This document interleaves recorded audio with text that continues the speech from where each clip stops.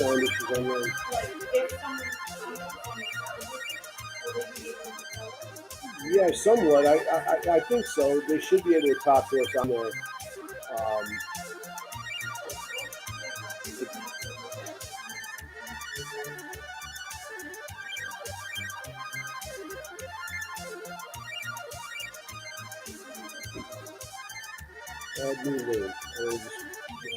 It's not going live yet, is it? Oh shit, we're live? Oh yeah. Oh, you motherfucker. What it's called, okay. Oh god, how do you spell Nannerl?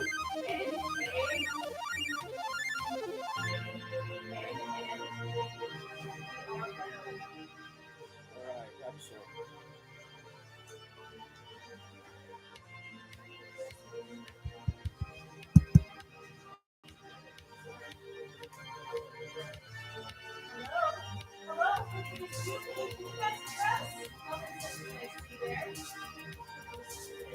Someone commenting?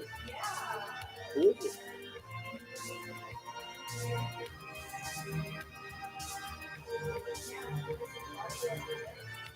Hello, everybody.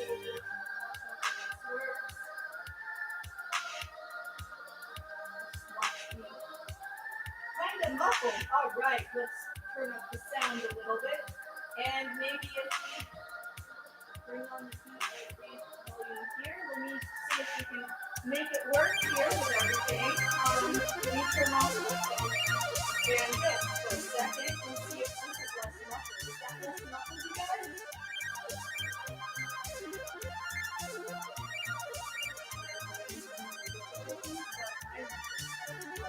Here. I love everyone's. What have you? Can you all hear me? No, I'm concerned. Just for a second. Music isn't working. Hello, can you hear what? What's up? What's going on? Can we hear anything? So Claudia's saying it's kind of muffled. It's kind of muffled. I wonder what that means. Yes. Oh, we're fine. Can you hear the background music playing? I have a wacky setup today. Now that we're closer. Cool. Oh, we sound better now that we're closer. Okay, you can hear the music. Oh my god. Guys, thank you. Boom, boom. Music is a bit high, we're being told. Okay. Thank you, Claudia. Whoa, woo. Say, Infernal okay, Church. How's the music right now? There we go. All right, we are ready here. Hello, everyone. Shane, you are in charge of the audio. I'm in charge. Oh no, I'm in charge of the audio. You're in charge of the visual. So I got the visual down. Looks good. This camera's really cool. Yeah. But this. Oh, hello. So everyone, we've never met in person before. We did a podcast a few years ago, right before coronavirus. We did 3 fabulous seasons, and some movie reviews. I'm your host, Nannerl. This is Shane Bugby, my co-host, and this is his YouTube channel, but I'm just totally talking and sucking up all the air as usual. No, but we're professionals. This was how our podcast was, though. Really, Nan runs all of it, and that's really hard to get beyond because she's a boss, and she's right all of the time. Except I think because of this Macintosh Apple plug, I'm really interested to find out if she's right. I had an adapter here, and Nan's like, it's not going to ever work in that fucking computer that you don't have here. That you left behind. Anyway, this makes no sense, but here I am. I don't make sense. Nan is one of the greatest people I know. That's what I know. Hello. All right. So, sorry, we're decorating as we do everything, and we got some stories going on clearly in the background. We got a lot of stuff in store for you all. This is going to be really interesting because I've never done a live stream on YouTube before. You got the Satan voice. I totally do. I always have the Satan voice. Hail everyone with the low voice. Look at y'all. Oh, I don't have my gear on. What the fuck? I'm naked. I feel naked without this baby. Wait, Oh no!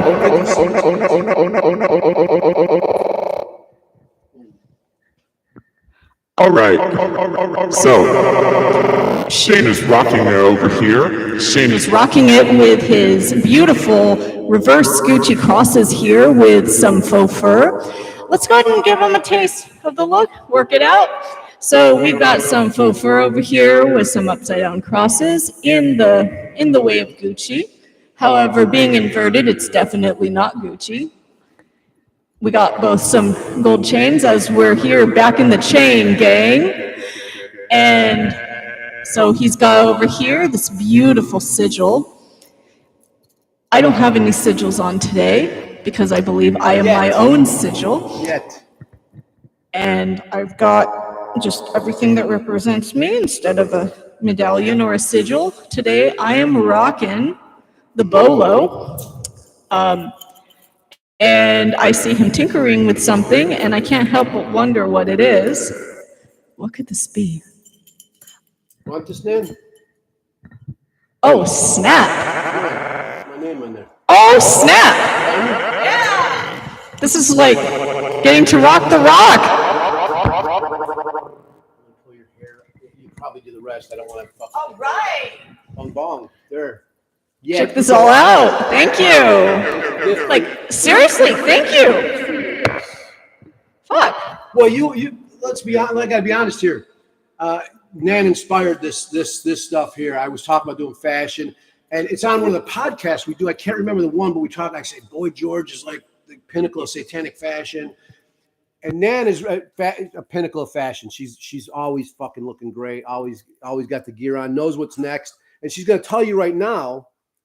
Denim's king right now. Denim's king or queen. Denim's ruling the roost. Get your face in there. Turn this up a little. I'm going to get this up a little so we can. I just want to make sure.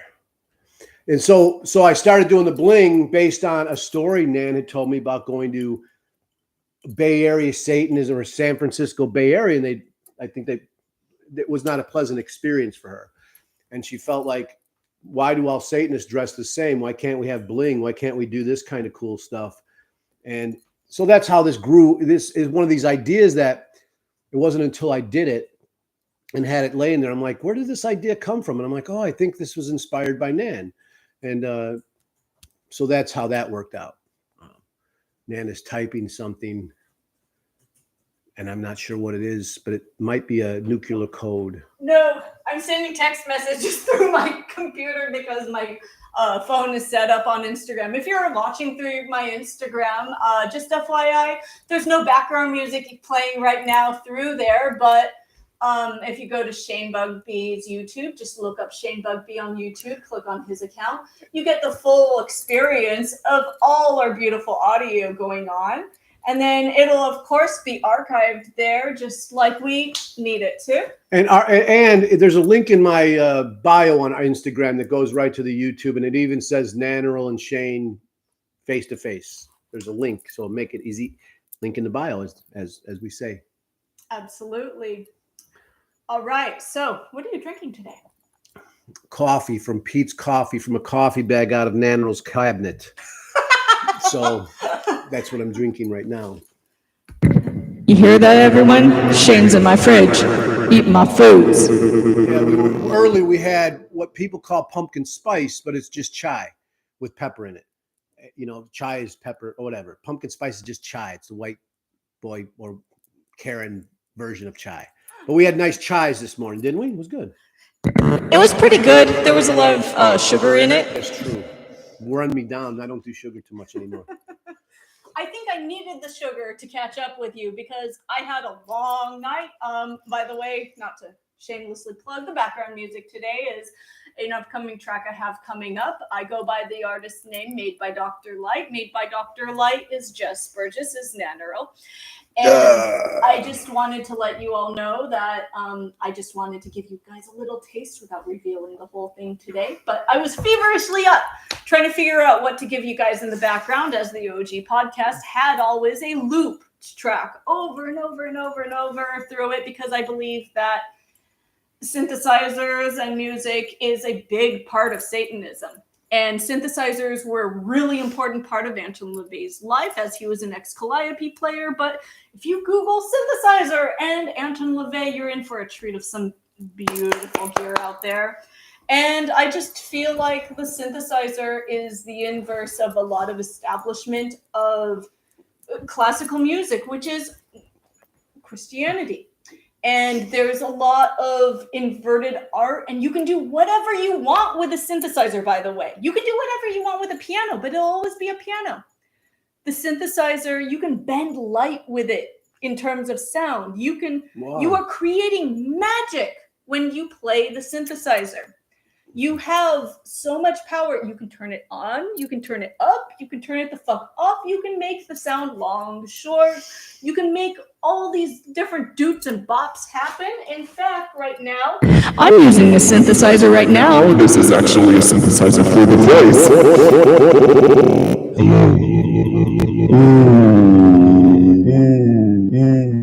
I get low, very low. Just for me, can you say Baba Booey, Baba Booey? Baba Booey, Baba Booey. Oh yeah! Nannerl is a real deal witch, by the way. Like, I'm just letting you know this. Like, that's the fact. Don't fuck around. She can throw curses. She can kill you with her mind. She's a real satanic witch. That's all I'm saying. When he says curses, he just means I say fuck a lot. That's right. That's right. So today we went to a pencil store. we sure did. And we were almost doing a pencil podcast. So I wish I do have my pencils in here. I'm going to show them to you. I got my pencils too. Yeah, it's a weird thing, but this is what we're going to talk about some stuff. Look at these pencils. Do you youngsters even use pencils anymore? That's fucking great. They smell good. They taste good. They're pencils. I got the good pencils, and I got a nice book. This is what we do. These are satanic rituals. They're called going to get pencils and paper so we could write stuff. Look at all these fucking pencils. So I'm pretty serious about my pencils. And this Nannerl picked for me. This book here, so I could hold it because it's curved, but it's just great. And she knows I like flowers. You see, this is more pencils. I got the 4B, the 6B, the 2B, and one I had never heard of, the B. Let's see your stuff, Nan. All right. So I kind of feel like one of those, well, here we are on YouTube. So I guess I feel like one of those influencers showing their hauls. Hey guys! I'm gonna show you all my stuff. So today I got a soft ring notebook with no perforation because fuck perforation. Like, Yeah. Seriously? Garbage. If I'm having a spiral notebook, I'm not going to take the paper out of it. So if you like it, do your thing. Or if you have a spiral notebook, it's already perforated. You pull it out. Like you can. That's what they're It's made just for. bigger perforations, exactly. Right? Why? That's why I was like, why spiral paper's made to pull out of the book? Why would they perforate it? I didn't understand that. So it's irritating, and I'm glad that you agree with me. Yes. So this has a mushy soft ring. Maybe some ASMR here. Let's get some in that same voice. ASMR here. It just sounds like a little fart. I farted. So, is that? I also got this fabulous notebook with the word trees plus memory, which is a little grim. That's like putting dead cow written on like a leather jacket. Oh my God, I didn't even think that. Trees. Yeah, it's a little bit like sad. That's called trees and memory. So I feel like I have to respect the fuck out of this notebook because, a tree did die for it. But this is some beautiful paper. I've had a red cover of this one, so I like it. And then I got a pink pencil. I was ranting the other day that I've had this same color so many times in 0.5 size, and the ink jams every single time. So this time, I've broken the cycle to get 0.7 instead to see how I go. And then we found these highlighters, and I got maybe one. Shane got one too. Yeah. Denim. And this one's in, denim blue. Can you believe it? It's not quite like a bright blue. It's just a blue. So actually, here on this day, let's go ahead and see what it looks like on camera because, of course, light, etc., exposure. Nan is obsessed with denim right now. And she says pretty much you all will be in the next 2 years because she's 2 years ahead. So this is what happens. I really like live streaming. This is good. So also just a little unsolicited advice about denim. Find denim that works for you. Don't find denim that's popular. That's pedestrian. Find something that works for you. Find something secondhand if you can, because denim uses a lot of water. And so it's not always the most ethical, and not everyone can afford the companies with the good guy badges. And so if you want some ethical pieces of denim and you can find your size or something that works for you, that's secondhand, online, on eBay, Poshmark, whatever, do that. Find what works for you, not what works for society. Take notice, we're basically doing 2 separate live streams. Nan's looking at her phone and I'm looking at my camera. See how this goes? She's like, I'm looking at my phone and that's it. I'm on a contract. This is not a union gig. Only my phone. No YouTube. So here is. Oh, is this a help note? Please help me. Beautiful denim in a heart that kind of looks like a butt heart. I thought Nan was writing a help me note, like get me out of Oh, here. no. I'm being kidnapped. Help me, help me. Help me, help me. See some of these comments too, just peeking around over Claudia and David, the best. Yes. Hello, everybody. And this is, Oh, you're welcome.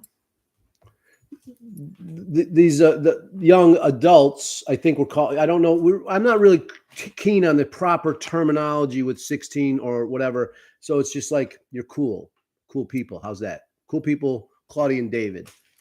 Oh yeah, Claudia and David, thank you for the ad. I really appreciate you guys, and I'm not just saying that because we're on YouTube and we gotta thank you everybody or anything like that. I am sincere. I love when people want to check out anything we have in common, get to know me, and when people meet me before meeting me in person, like how Shane and I met, or anything like that, I feel like it's always magic. So thank you, and thank you everyone on Instagram on my own phone as well.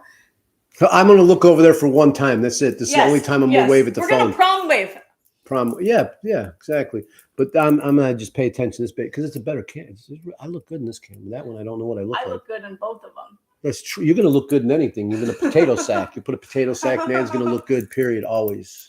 I'm looking at the count also on my Instagram, and it dwindles. I really appreciate seeing it, and I love what's going on over here. Dembski Jonathan over here. Hello, Jonathan. Jonathan. Been a long time follower. Hello. And I just want to thank you also for watching. But we might tune out of this one. So just as an FYI, search for Shane Bugby. We're gonna get up on it. 1 second. We're gonna get up on that Instagram. Oh yeah. How you doing? How you doing? But pop on into Shane's YouTube, find his live, and wait, no, we can't leave. We can't leave because Patrick's in the house. So now we have to hail Patrick for watching my Instagram. Everyone who's tuning in again, just letting you know. Some of the audio is audible over here. That Patrick is watching on YouTube, so I'm gonna leave this Instagram. Bye-bye, everyone. Go to Shane's YouTube. Search Shane Bugby. Hail everyone on my Instagram. See you there.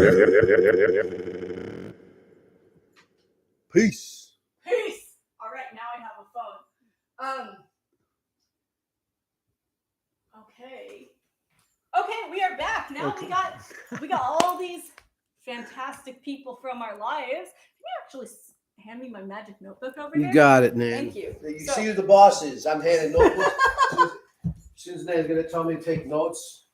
Oh no, I don't need I your notes. have to do shorthand for Nan. You know Your what happened? spells don't work in my notebook. Yeah, you know what happened when I went to interview Anton LaVey? This is what happens. I go to set up an audio recorder. He's like, I'm not recording no audio ever again after V. Val fucked him over on 10 hours of audio he's supposed to give him. And so LaVey's like, yeah, you can't audio tape me. And I'm like, how am I supposed to do this? He goes, you have to take notes, do shorthand. I'm like, I'm not doing that, dude. He's like, why? I'm like, I'm not doing that. I'm just not, it felt too submissive to me. I'm like, I'm not doing what he wanted. So I'm like, yeah, how are we going to do this? And we had to sit there and negotiate. At some point, I'm like, I have to do this by memory. Can I fax you questions? At the time, there's fax machines. Anyway, they put paper through phone lines. And so we had to do it through fax. That's how I did the LaVey interview. And memory, but that's how it goes. Way it goes. Yeah, Anton doesn't budge. When he says no, it's no. So, this is just my security blanket of a notebook. I'm so crazy about paper. I think Anton would actually really like the bookstore we were at. So it was a Japanese-owned bookstore. It was one of those Kinokuniya ones that are connected with Maido Stationery. And there's two of them in San Jose. One is run by Japanese people. The other one might be, but it's in a very bougie mall, and I'm not very sure who runs it. The one that's in the Japanese grocery store is the one we went to today, because I wanted him to have the whole experience.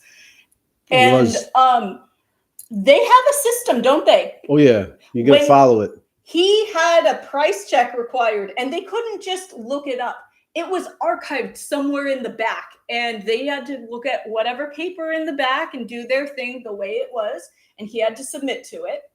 There was also these directions on the floor that he did not follow, and it was where the exit was, etc. And so you check out at the line, and you can't just turn around and leave. You have to check out and continue in that direction, in that path, which is just the most Japanese thing ever. And so I see Nan, she's like exit, she's like running around the place. I'm like, did she forget something, drop something out of her wallet? And she comes up from behind me. And she comes up behind me and goes, let's go. And I'm like, what in the fuck? And then she's like, you got to follow the arrows. I'm like, oh. So I have this thing about it because as a mixed person also, I tread the fine line of either being recognized or not recognized. And I've learned how to accept it. It used to drive me crazy and make me really upset. But now if I ask questions in my Japanese, when I say my Japanese, I mean I don't regularly speak Japanese. So my dialect is basically a kid most of the time, and me scrambling for words and stringing them together like Boomhauer. So I Boomhauered my way through asking for a bag, asking them to look up my membership card, and saying the numbers very slowly in Japanese numbers and everything. And basically, it's my test. If I'm responded to in Japanese, that means that I must be seen as Japanese to them for the day. I behave Japanese and I will follow the directions. If I'm answered in English and they don't want to play along, then I guess I don't know the rules, and I'll go the other way and openly just bumble my way out. And my inclination is to follow that rule, but I kind of feel like this is how I make light of it. And so he got to see it, and we got the good ending today. I got to be spoken to in Japanese and practice my non-existent skill. So fantastic. It was really awesome. So it is just a total pleasure to be in your company and be around you and hear you and watch you operate and your process. It's just great. We spent so much time doing our podcast.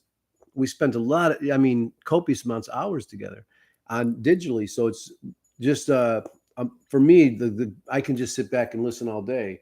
It's just great to be, like I said, in the presence of someone that you've already, it's weird, this digital bonding or digital friendships. And then when you're in the physical, it's just so it's weird. So I'm just like sitting back, just watching everything, and it's just great. And Nan works like boom, she's doing all these chords today and putting all this stuff together. So I got to see what I didn't see for all the time when we did the podcast. She was already, the mics are going, and she's going. So I got to see all this stuff that I think at some point, you understand there's a lot of work being put into something, but you don't see it all. You understand there's dedication. I got to see it, a little bit of it today, and she runs a tight ship, but there's quality. Hey man, I really appreciate hearing that. Oh yeah, thanks. It's really awesome. It's awesome to fist bump. Yeah. Let's do it again. You got the real knuckles. You do knuckle push-ups, don't you? I do. Yeah, you can. I used to do Taekwondo. When you do knuckle push-ups, you feel a knuckle punch. Now I feel that. I'm like, ow. Let me do that again. Like, you got the real. Yeah, you got you got. Ow. Yeah, I wouldn't fuck with Nan either on that level. Kill you. Wonderful. So we have a little bit of organization within this chaos. I'm also grateful that none of you can see below the camera or behind the camera at the true chaos going on in here. That Oh God, you know what I want to do is just grab that camera now and flip it around and show you. I might you know do what? that. Do it. Transparency is beautiful. All right. Transparency shows that even though we are creating magic, we are not hucksters. We are honest folk. All we have is ourselves. There it is. I love this camera. Wow. I like that it's a slight fisheye lens, like an old rap video. Right. I like love we're it. just gonna look into. That's what I keep wanting to do. I keep looking at the monitor. I'm like, yeah, I just want to play with this, like Beastie Boys shit.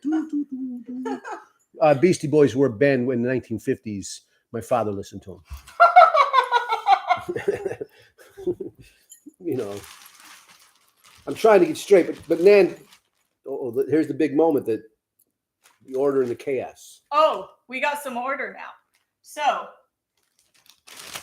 I actually have. So I gave him a present the other day, and it was a mute to a cello and a pencil that resembles a cigarette.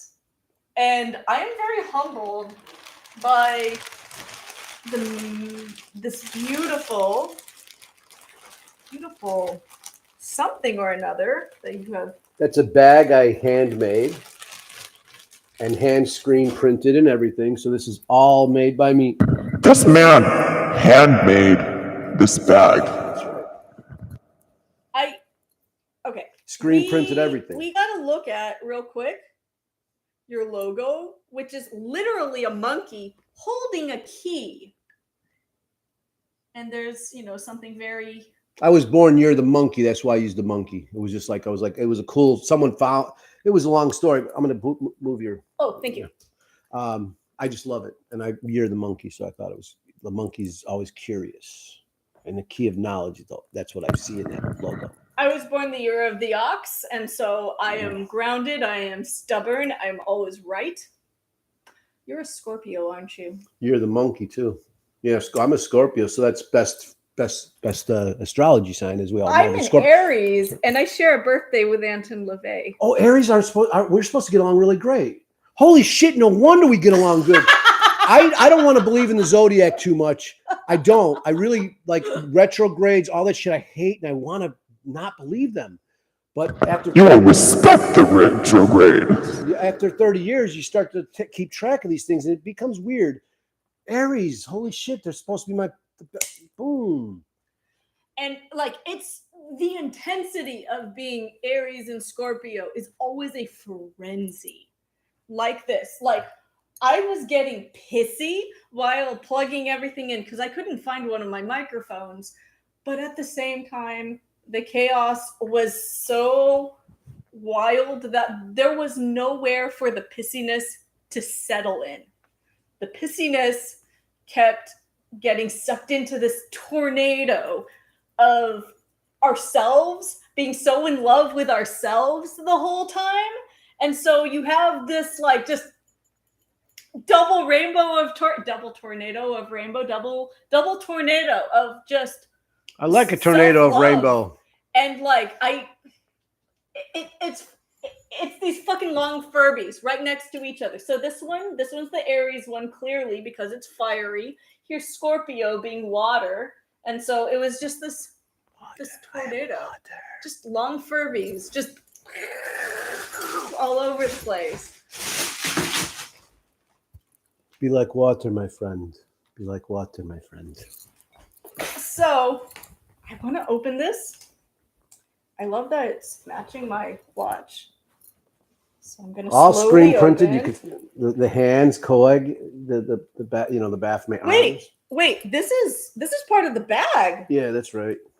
Oh my goodness. And that's my personal Baphomet now. That's Yes! a Chicago Star that I turned into a Baphomet. No one had done it before, and I'm so surprised. Like I look up on the internet and I'm like, I wonder if anyone's done this. It's an obvious. But so that one's mine. I've done two. One has the 3 horns. And that one I gave to Chicago. Like that's theirs because they're more bullish. But that one is the intellect, the horn. So that's mine. Can you actually explain what the 3 horns might represent? Well, the middle one, I just said bully, like strength, bull horns, strength, ox type, like that stuff. Mm-hmm. Where the flame here is the flame of knowledge. So that is strength, knowledge, the goat, that's how I see that. I'm not sure how, and I do see it like listen, strength, knowledge, pay attention, listen, pay attention. So that's how I see that. All right. But we all have our, for my personal, like I think any Satanist comes up with their own logos or their own shit. Like Dr. Light has her own shit. Like that's what she represents. She doesn't need to wear Anton LaVey's power symbol or anything like that. It's made by Dr. Light. Made by Dr. Light, excuse me. Sorry. It's like a Tribe Called Quest, but weirder. See, and then that was the warning. The next time she's gonna hit me with the mic. Made by Dr. Light. Made. The only punches that I have are with my words.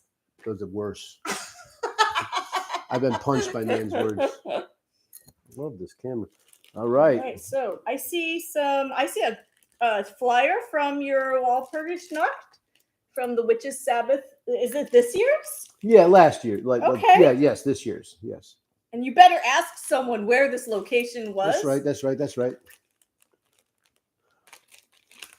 Real quick, we were talking about you eating my foods in my fridge. I just wanted to mention that he had an incident that we talked about on our podcast about interviewing LaVey, and the refrigerator was a true curtain.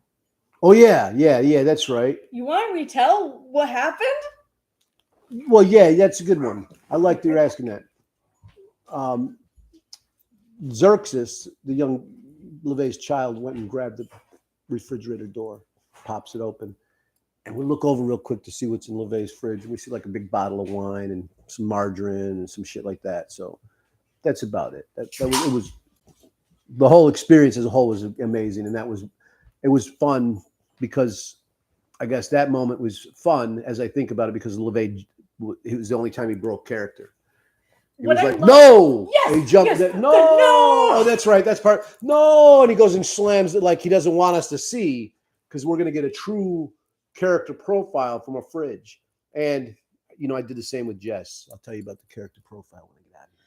Oh, snap. We got to hear about that. A total artist fridge, like just a cheese, drinks, liquid death. I just wanted to let y'all know that this is not alcohol. YouTube, this is not alcohol. I'm going to have one of those. And help yourself. But I believe in hydration. I think that it's really awesome that someone could open a fridge of, someone who sees themselves and others see them as a wizard or a magician, and that they still remain the magician. Because I think that Shane probably, and I can't speak for him, but I'm going to guess that you just saw him as another man. And as Satanists, we are humans, and we view each other as humans and the human experience. And it involves fridges and food. For me, in that day, I did a lot of interviews and I had a zine. So I saw him as a person of note. Yes, I saw him as another man, but I also saw him as a person that was famous or important to a lot of people. But I didn't have the same awe or respect. I wouldn't say respect. I had to earn, he had to earn my respect. And so it was like that. So I went in there just as a journalist to observe and report. So there was no feelings at all. Like when I'm doing my journalistic thing, I'm just there. I'm wide open and I'm paying attention to everything. And I'm going to ask every fucking question. And a lot of times I ask the really, really good questions where it's like, I make enemies and the young folks at the Infernal Church will relate to me on this. You ask the right questions and you're getting banned, you're getting hated on, you're getting doxxed by weirdos, Bay Area Satanists or whatever, like doxing 16-year-olds. That's like insane. Like, so those young people, Claudia and David, ask the greatest questions, great enough to offend adults or challenge adults. I shouldn't even say they shouldn't even be offended. Like, there's no bad questions, you know, and especially within Satanism, we're skeptics. We want answers. We want to know more. So if the people asking the questions are friends, they might be Satanists. The people who don't want questions answered, that's like Christian shit, you know. So those are clues that those people are probably posers, you know. And I'm afraid of a good question, actually, because I've asked good questions. So that's it. What were we talking about? So Claudia, I brought down my phone now that's not on Instagram no more, so I can see the comments and address anything so we can all talk. Claudia had some really cool insight here. She said that our camera reminds her of the Sweet Dreams music video by Marilyn Manson. Ooh. That's a good reference for Satanism. Claudia, one thing you could do with Nan is talk about Marilyn Manson for about 70,000 hours. Nan knows everything about Marilyn Manson, and you like we were going to do a podcast about Marilyn, weren't we? We were. The decision was, do we do a pencil podcast or Marilyn Manson podcast? That right there is Satanism. Okay. Oh God, you know what I did? Yeah. Check this out. What's it? Cardi B. And the woman she did WAP with, what else Megan Thee Stallion. Megan Thee Stallion were doing this live thing right when that song came out, and they're doing this live feed. They're doing like we're doing, and I just wrote, I got new pencils, and Megan Thee Stallion said, some motherfucker bought some pencils out there, and I'm like, that's me. I bought the pencils. I got it. It's on my TikTok. It's on my TikTok. But everyone's like laughing, like, dude, why are you bringing up buying new pencils to Megan Thee Stallion and Cardi B? But hey, why not? Who got noticed? Who doesn't bring up their pencils? But who got noticed? Who got noticed by Meg? Me, the pencil buying motherfucker. Everyone knows that WAP stands for wooden ass pencils. That's what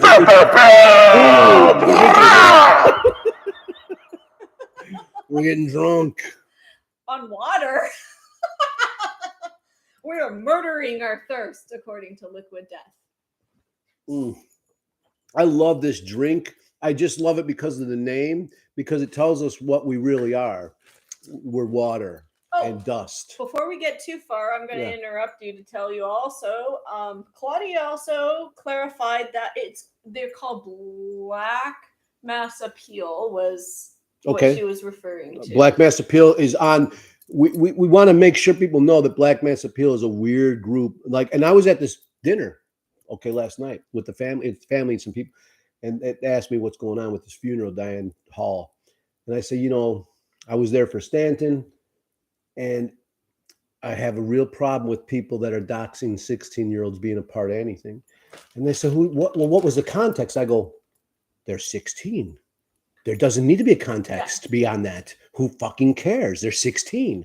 And then I tell my friend that went with me later, we're driving home, and she's like, really? She goes, geez, that's like asking someone I had sex with a 16-year-old, and they ask, what's the context? They're 16. It's like, it just was awful. It's awfully wrong, and I know it upset the young folks that happened to enough that I saw a Instagram story saying, I can't believe these people are doing this and they're doxing me for, and that's really messed up. And whatever it is that happened, I'm sorry. All they did was ask me questions, and they asked really good questions. They weren't like lame questions like, how great are you, Shane? Well, I'm the greatest. No, they weren't. They were like, hey, what happened here? Why did this happen?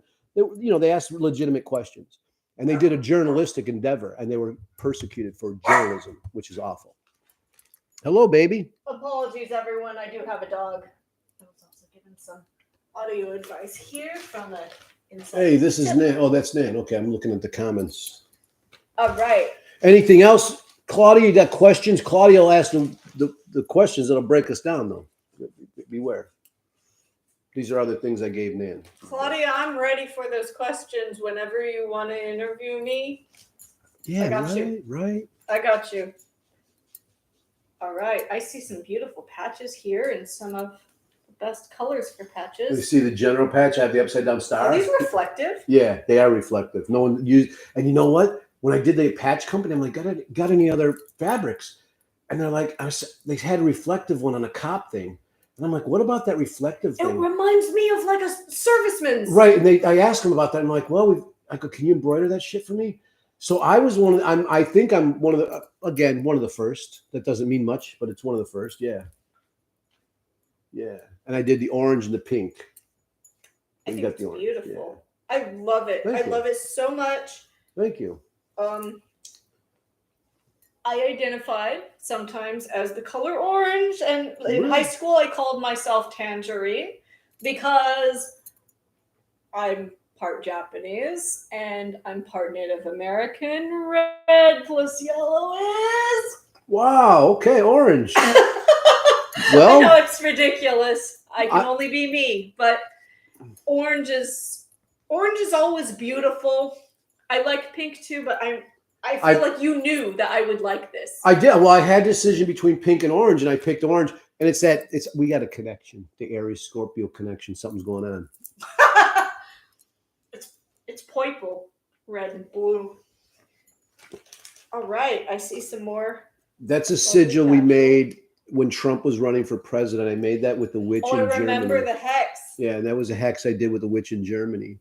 And so we made some patches. It's basically an anti-fascist patch, but I don't go for anti-fa, but I'm anti-fascist. If you've ever seen his video of him wearing the robes for this, and it's about just TikTok. Yeah. And it's fantastic music video. I'm kind of jealous of it. All right. I see a heavy box here. I want to see the little guys first. I see some more patches and pins here. So I also see there is a beautiful, beautiful Baphomet pin here. And that represents trans culture. I made that with a trans patch. It said I forget what it says in there, but it's like a they them patch. And I have it above. Everything's above on that one. The hands are up like. I see that it's above. Yes. Up the trans movement. Up for trans kids. Up for so it's meant to be all up, no down, no below, all up, and that's what that symbolizes. Beautiful. For that specific moment. That's a bug bee. Shut up. Yeah, I sneak those onto Get things. Get the fuck out of here. Bug bee. Bug bee. Get the fuck out. I gotta go. Yeah, it's a bug bee. Can you see? Bug bee. And look, I just saw this on his website too. This is a Spider-Man dick, a spider dick. Does it work? It does. I'm gonna show. Unless you want to show. What do you mean? I'm terrified. Wait, what? Can we see this? There's like a doodad right there. Oh. It shoots a web. Oh, shut up. You are ridiculous. It shoots a web. See? It shoots the Oh web. my gosh. You are too much. Okay. I see a First Mass Start Revolt, Minneapolis Cop Shop Precinct 3, and Fuck 12 on the back. This is a challenge coin. Challenge coin. I made those, and I've been told they're one of the most radical things people have seen, like from Vice magazine. Oh, this is wild. It's when the police station burned in Minneapolis during the George Floyd riots.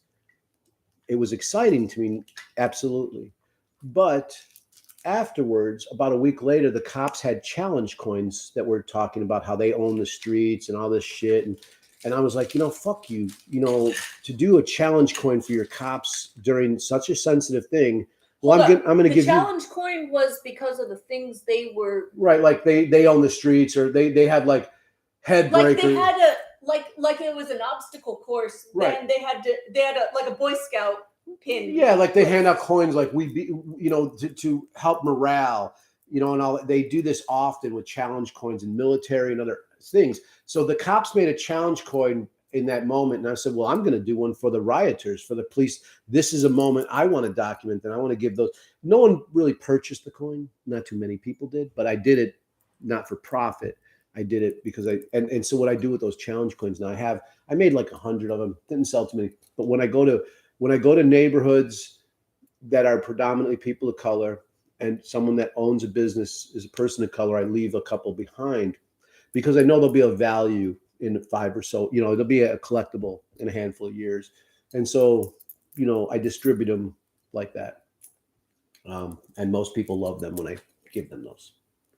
I feel like this is actually quite inside. I had no idea. I like the inverse of it. That's that you've made an inversion of something. So thank you. It was irritating, that whole fucking thing. It was real irritating, sad, upsetting. The whole deal. So I see a bug bee Keychain.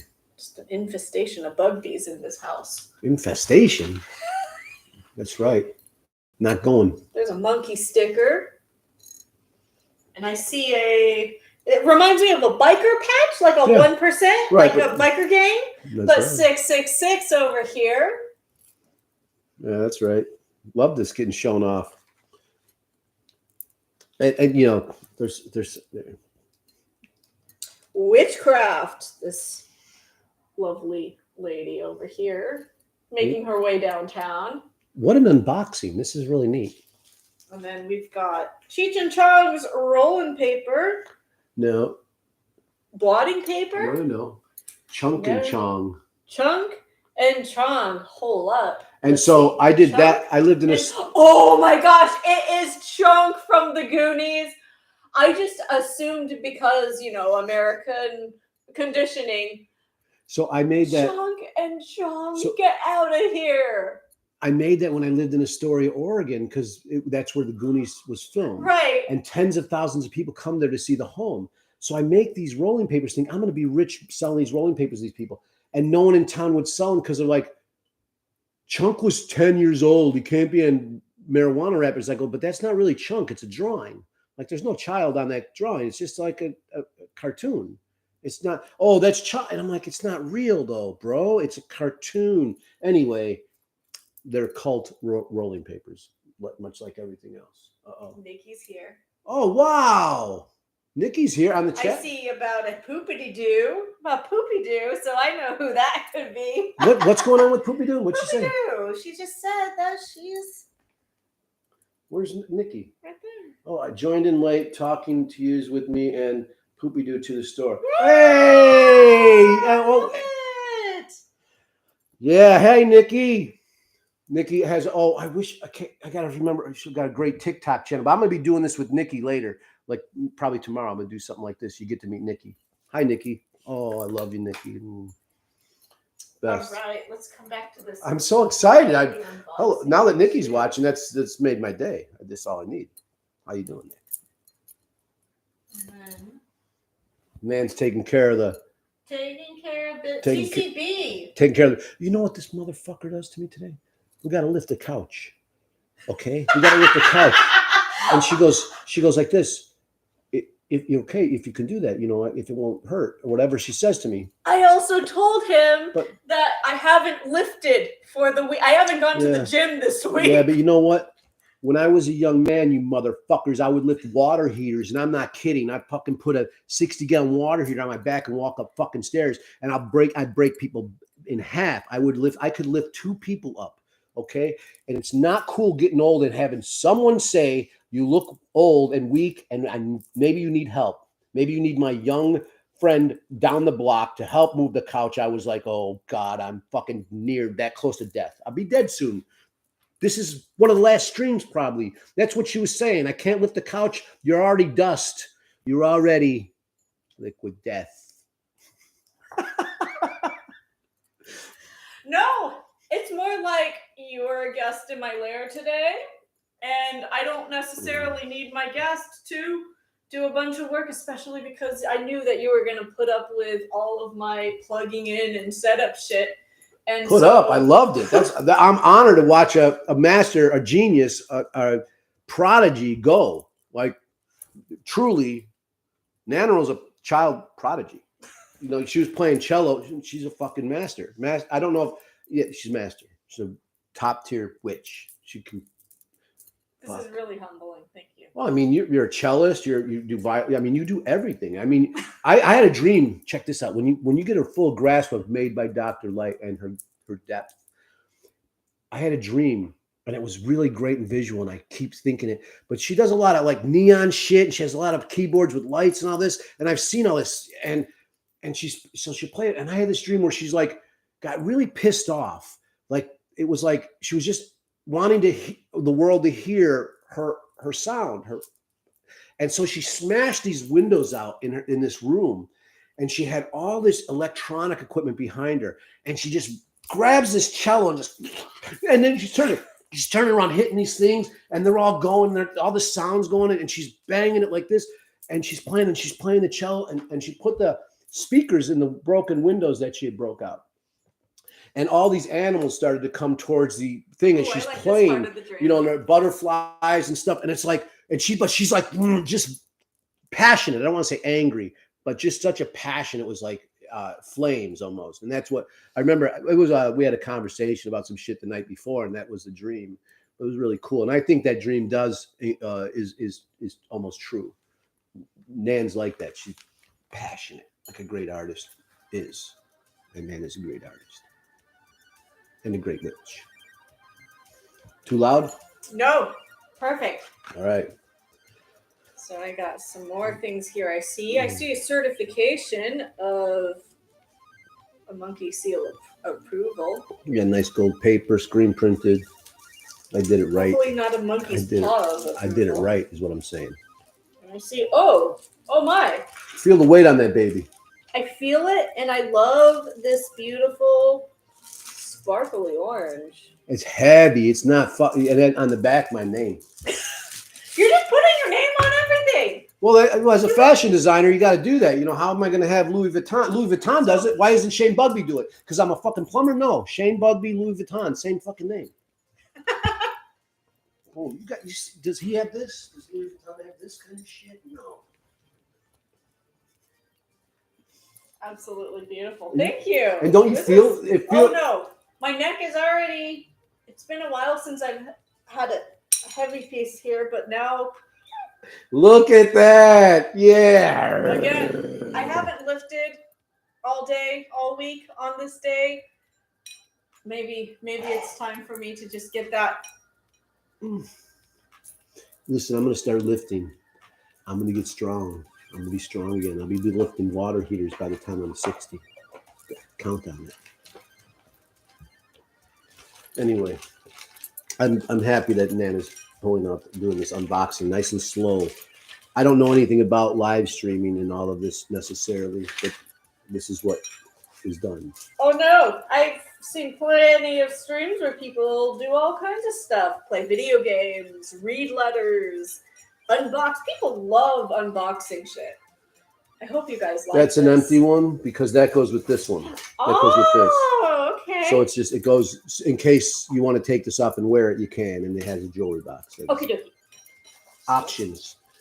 Hella options. Are you saying hella because we're in the Bay Area? It was from a song from Naystax. She performed at the Witch's Sabbath, and she goes, I got options. I got hella options. Nice. You know, but then she's also talking about, you know, shooting you with her Glock. So she got options, and one of them is fucking. We can't always tell people what their options are or what they want to do. It's, you know. I noticed it was funny because then I don't talk to my mother much, but I have a tumultuous relationship. We try to, there's a lot of healing, stuff like that. But she was like, she said something she goes, well, I have options. And I'm like, I have heard that so much from women. I don't hear that from men. And we'll tap into that somewhere else. But it was like, well, I have options. And I was like, hearing it in Naystack songs, heard it from someone else, and all in one week. And I've heard it throughout my life, and I've never heard that from men. maybe because it's some privilege, or they understand they have options.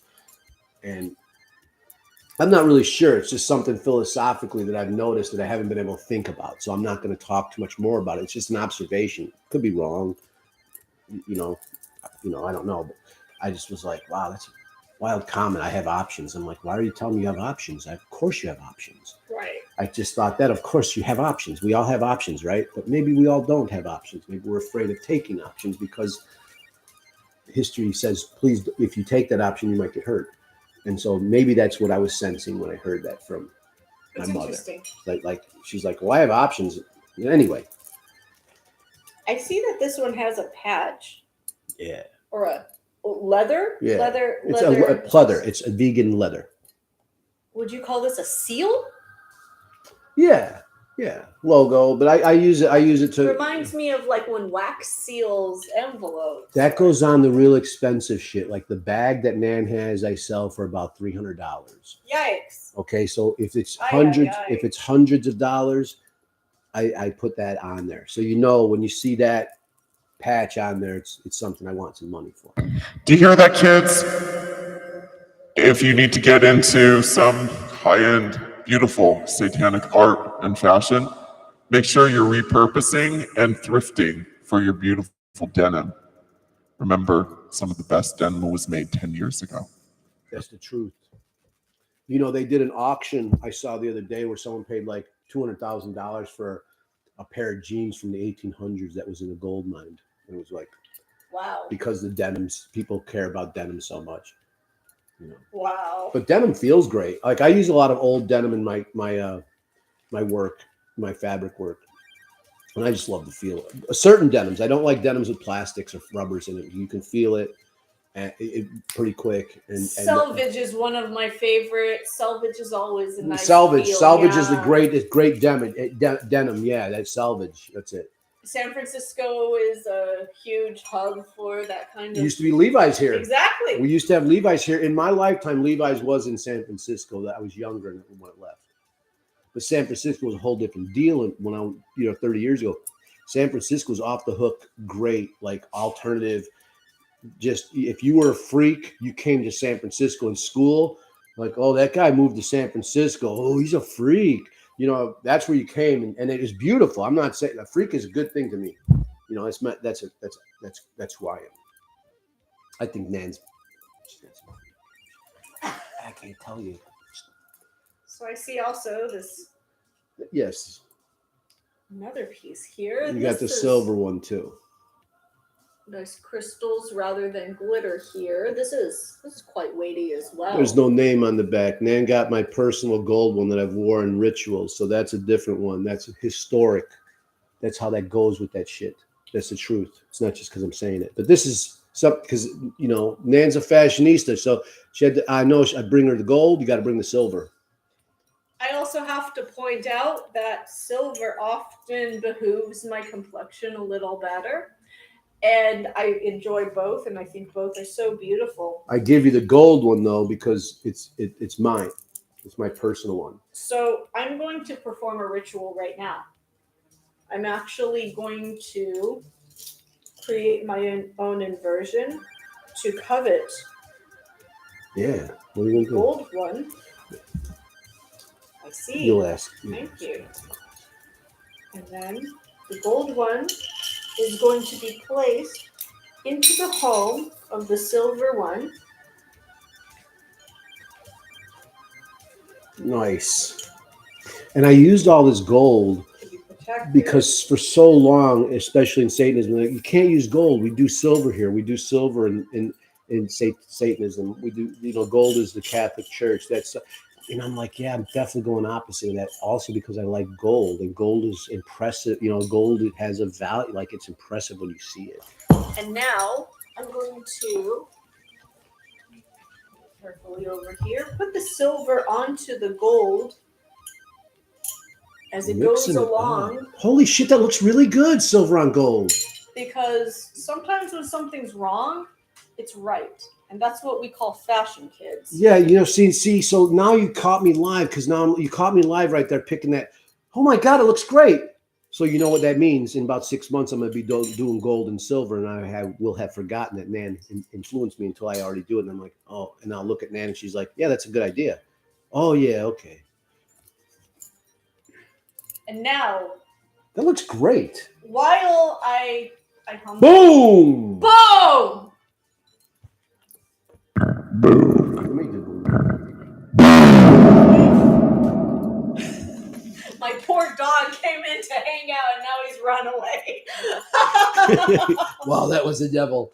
So, I humbly accept. However, I think that behooving myself and expressing my form of individuality, which often is gold with silver, as I am a bunch of contradictions, is really important for me to find my own magic and power, because while wearing someone else's cloak might seem like you are taking over their magic, it's no magic unless you make it yourself. That's true. That's true. Truth. True. You look great. Looks I have great on you. something to pass down to you. Whoa.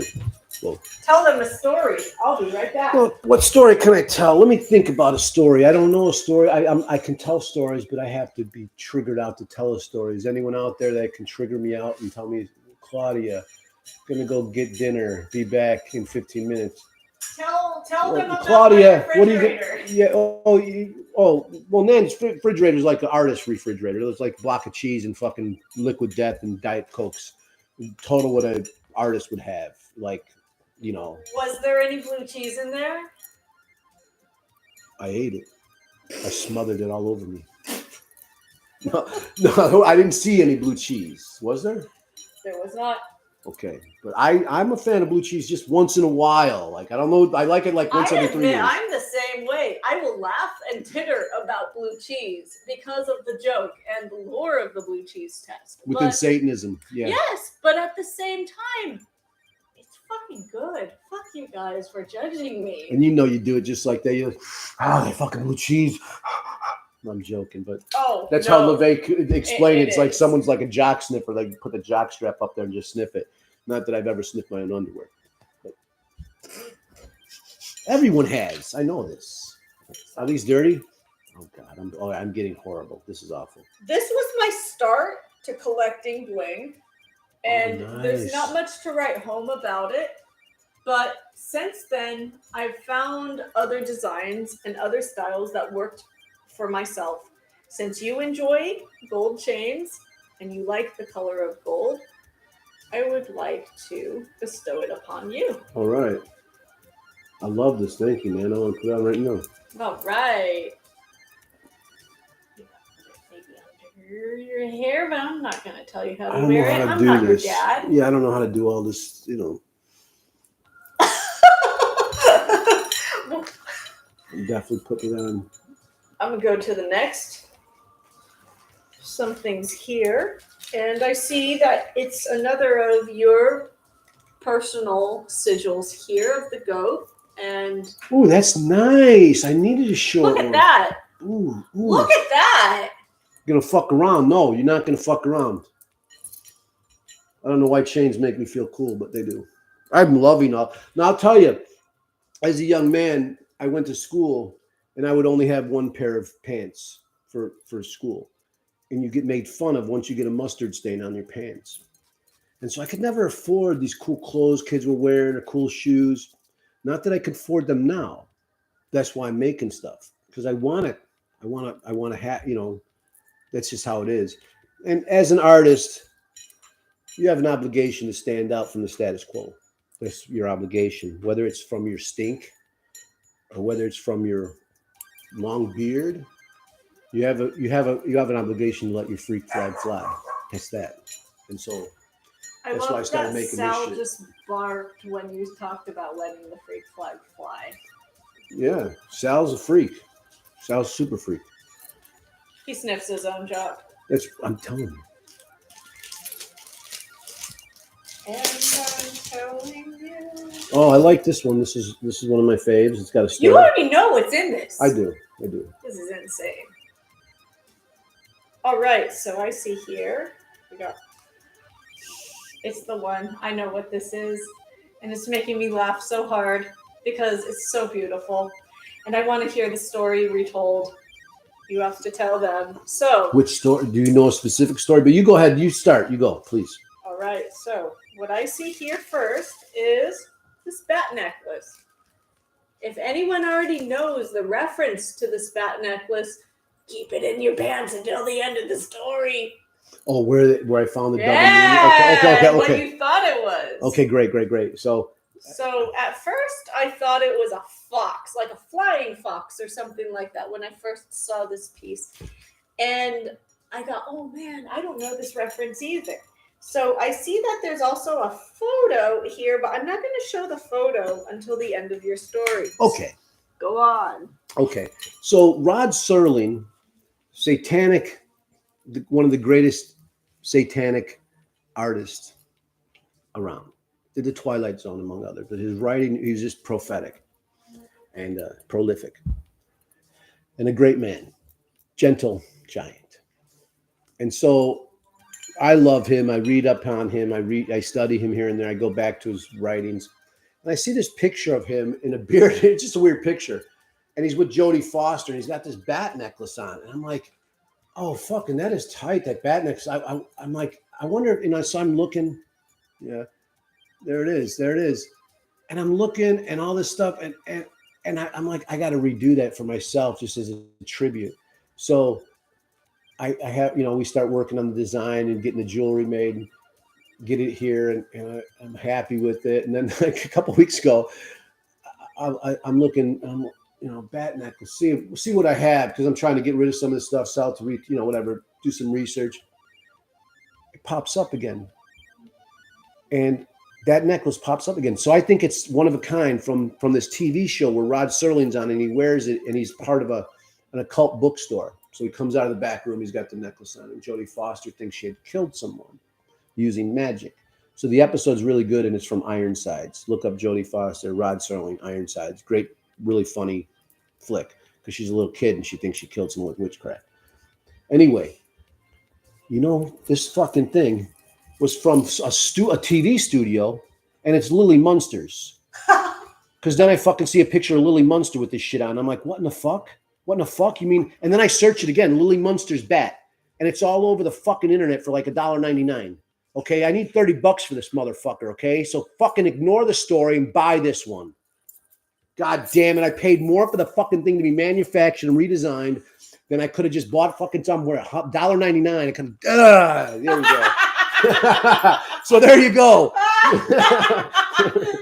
You laughing.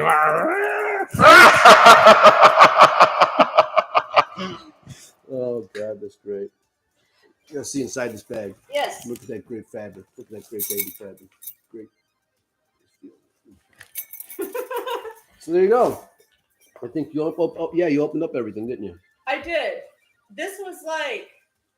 That's cool. This has been the Christmases that I don't celebrate. The un-Christmases. Oh. The un-birthdays. Nan doesn't celebrate Christmas, but she makes Christmas songs. I sure do. And asked me to do a Christmas song with her. And that was great. And it's probably one of the things I'm most proud about, because Nan like leads you into her web and there's no getting out. And so it's like, let's do this Christmas song, pick something, and I do it. And I read it, and you can hear my real self. Part of a lot of this loud stuff is something I had learned to do to be heard or to scare people away. And especially thinking differently, you sort of have to adapt. And being picked on as a young person, I adapted to the most brutal character I could, so people would fear me and they wouldn't fuck with me. But you hear myself in that Christmas thing. Nan is the first person to bring out me, and it was I forget the name of it, but you can hear my real voice. It was the Elves and the Shoemaker. Yeah, my real voice, it's rare, but my real voice is more gentle. I almost want to cry because I would like to talk more like myself. That was a good moment. That's it. For myself, this exceeded my expectation, the Elves and the Shoemaker, because I was not expecting that, Shane. I was expecting Andrew Dice Clay reading the nursery rhymes level, and that was actually secretly what I wanted. But then I was so pleasantly surprised for this very sincere narration of the Elves and the Shoemaker. But you're very much like a witch. Like what I say, witches, they don't really direct you. They let you, like I said, they lead you into the web, and you're fucked. That's it. Or in a good way or bad way. But it's like Nan led me in, and it was like I she didn't do a lot of directing. Didn't say, hey, I want it dirty, I want this, and so that I just, when she asked for Christmas and whatever, she got to know me and got myself out of there. So it was really cool and fun, and I'm really proud of that. Like that's something that I don't think I'll ever be ashamed of. Not that I'm ashamed of all my stuff in the past. Very little I'm ashamed of, but that thing is really cool. I really appreciate the music because it's not just my read. After I read, Nan put music underneath it because she felt me, and it's beautiful. What she put underneath it and how she produced it, she did. If I would have did Andrew Dice Clay, it would have been different. So the music underneath it makes it, but I was able to participate with a great artist and collab on something that brought out a real part of me, and that's cool for artwork, and stuff. Take a quick listen as you're talking about the music underneath, and you just need to hear real quick what's going on, what our viewers are watching and hearing right now.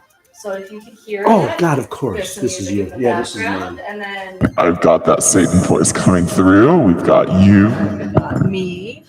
Oh and God, this is like really. this going on. You see what I'm saying? Nan's got the under shit. She makes it look so fucking easy, and you think this shit's easy or good. Oh man, this is great. And this is what I love about your music. Like the cello and stuff is cool. Like that's all cool. But this is really cool. This is something that all her digital shit was way out. Futuristic. It's ahead of its time. That's what I would say. It's ahead of its time. And I don't know. Oh, it's not dirty. Yeah, I don't think so. I didn't put it too far in my ear. Oh, right. And I've cleaned my ears recently this week, so I got to make sure. Sorry, I'm so distracted by the fact that your bracelet says Tiffany and Company on it. Why? You have a Tiffany bracelet on, and that's fantastic. Yeah. Love me. Love me. So I just noticed that you have your signature on this tag. Yeah. That's just embroidered, and it says on the other side something about...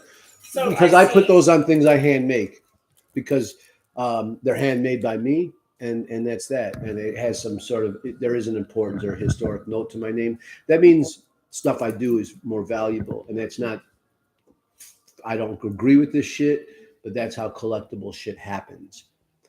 And I'm also underground, and my shit's real rare. So everything I've ever produced, like I'll sell it for $20. I'll see it on Amazon a year or two later for $200. I don't collect the $200, but I understand my value or my worth. And so that's why I put that on there. But also, if it weren't like a capitalist society, I'd be fine keeping my name off and just handing shit to people, sharing myself and my art. So a lot of this stuff is like a perversion of art. I want to put a pin on that, but I want to also read this real quick, what it says on the tag. Uh-oh. The invisible stitch, the occult thread, uncovered and hand-stitched by the ancient of Chicago. I think that as artists, we are often slaves to capitalism because we can't just give our art away all the time. And we always have to balance between making art for patrons to pay our rent versus making art that we are passionate about. And so anytime that there is art that is created in passion, it needs to be respected. Even if someone doesn't agree with it, even if it offends you, I think that there is respect due to a point, as long as, and it's, this is kind of dangerous thinking sometimes about that, but the luxury to make something that someone didn't pay you for initially and tell you what to do is amazingly rare. And especially now, because we have, the curse of content creation, which is the ultimate patronage. That's a wild thought, because that's all I've ever done is made things and then tried to sell them, because that's all I know. I go and make this and I'm like, would you buy this? Would you buy this? Because that's what I could do. This is what I can do. This is what I can present. So since I was 16 or 17, 18, I lived in my car. I've been on the streets, and I've always like made things and went, here, can you, like a lawyer, a public defender saved me from prison. I made her a clay pot and she still has it to this day. So I that's all I've ever known to be able to show myself to people here. And then you have to survive. So you're like, here, will you buy this? And so you sort of adapt and you look like, what's popular now? Bags. Okay, I'm going to make a bag because people buy bags now. So I'm very backwards to capitalism. And so that's how that goes. I think that it's really admirable, but it's also another form of inversion. If you all just realized, I really like pointing out inversions. So how about dyslexics are probably natural Satanists or something because they're inverted? I don't know about that. Because I had dyslexic I have that when I was a kid. People, like the teachers, he has dyslexia. It's obvious. He since I'm in whatever second grade, whatever, they're always like, yeah, he's different. He thinks different. He writes backwards. The teacher would say he's of a genius level. Take him, but that's what will go on. And so I've always been in verse. So this is just me. I'm not even trying. I think for myself, I tend to lean as a contrarian a lot of times when I'm being honest. And I have to catch myself and wonder if I'm actually being honest with myself or if it's my gut reaction to be on the contrary. And I think it's because I never fit in when I was younger, and I don't fit in as an adult. And I think that not fitting in made me naturally inclined to pick the thing that not everyone is picking, because I feel like it's a self-preservation, which keeps the majority from criticizing me since they didn't, accept me already. So the gut reaction is to pick the other.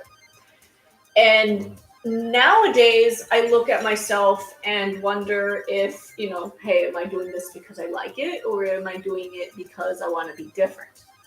And it's really helped me find a balance for myself with like everything. And I think that that's a huge form of growth for a lot of people in the left-hand path as well, is not just pick something because it's the adversary, but, be your own adversary about it.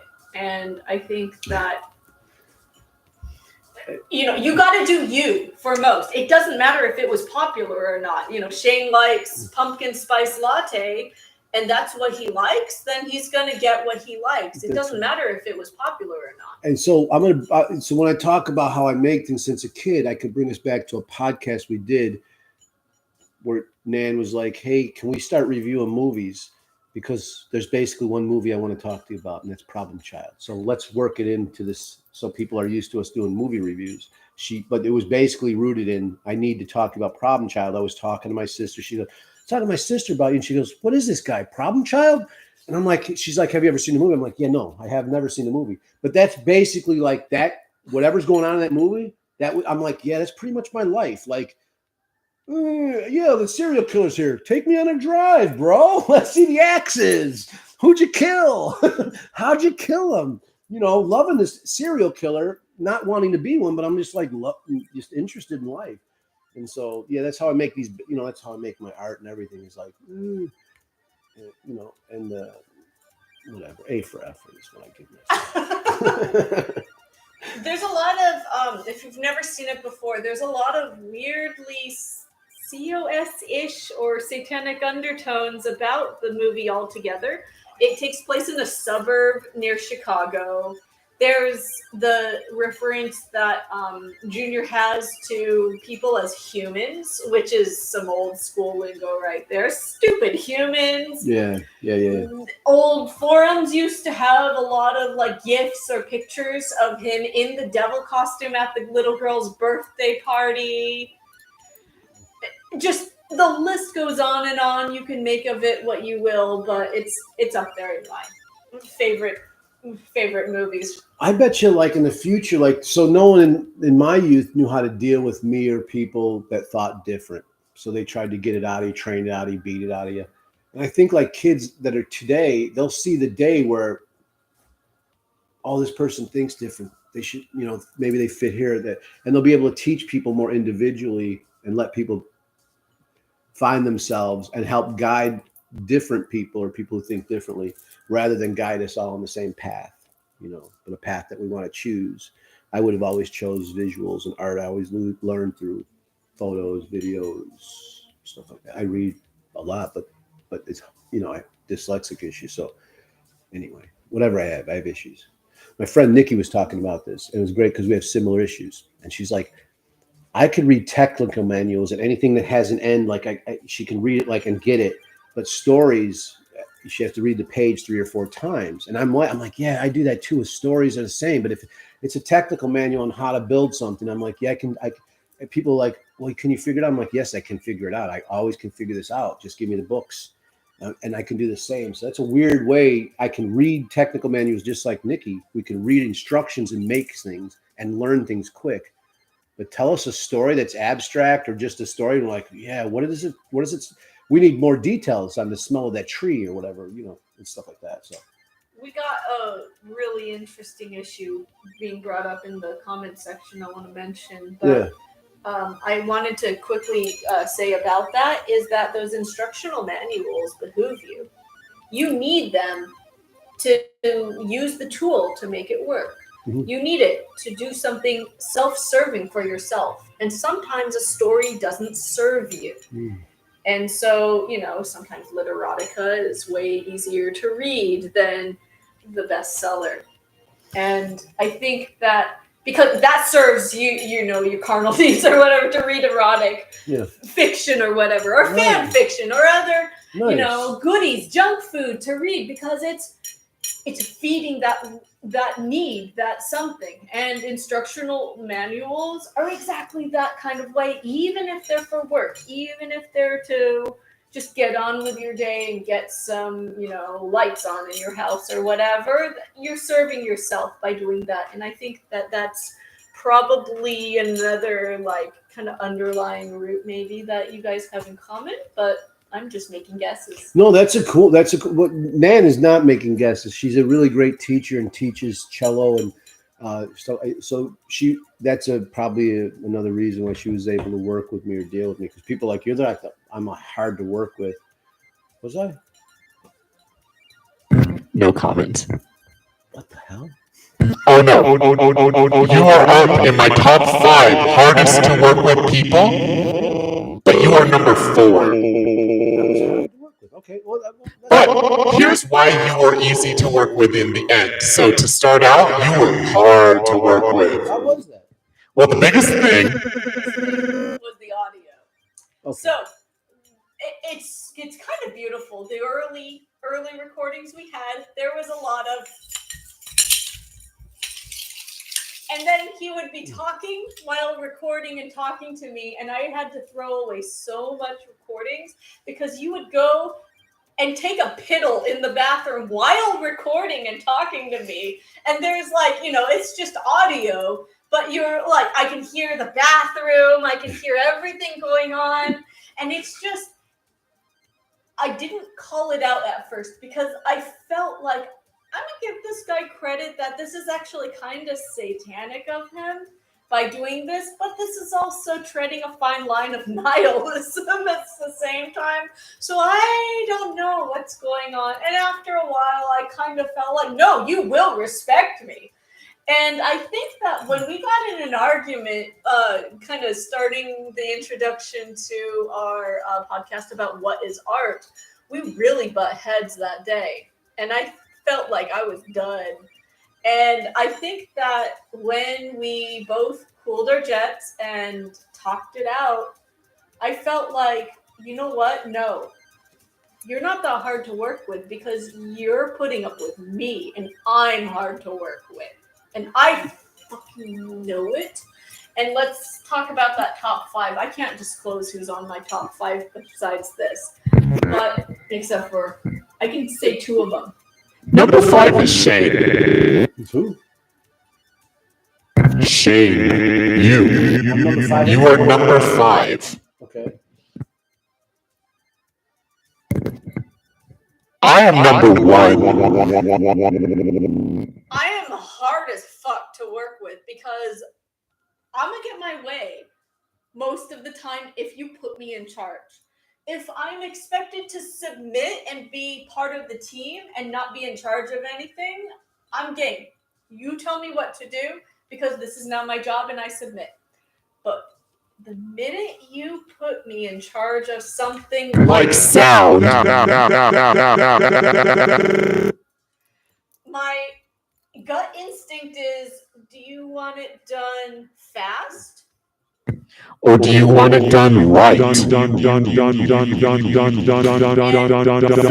of times I feel like I can't say that out loud because I think I also learned working with Shane that I don't have to hold back just because I'm female. And I think I went through it at first feeling like I have to not make waves because I'm trying to establish myself producing this podcast, which isn't music, but now I'm tinkering with audio yet again. And then I realized, no, that shit doesn't matter.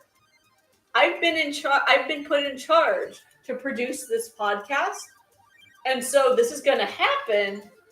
And that if he's going to not play ball, then I guess we don't have a podcast and he's going to have to work with someone else.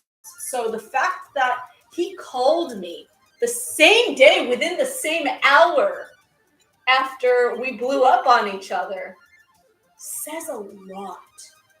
And it says a lot about the fact that you were willing to put up with someone harder to work with than you. Oh, I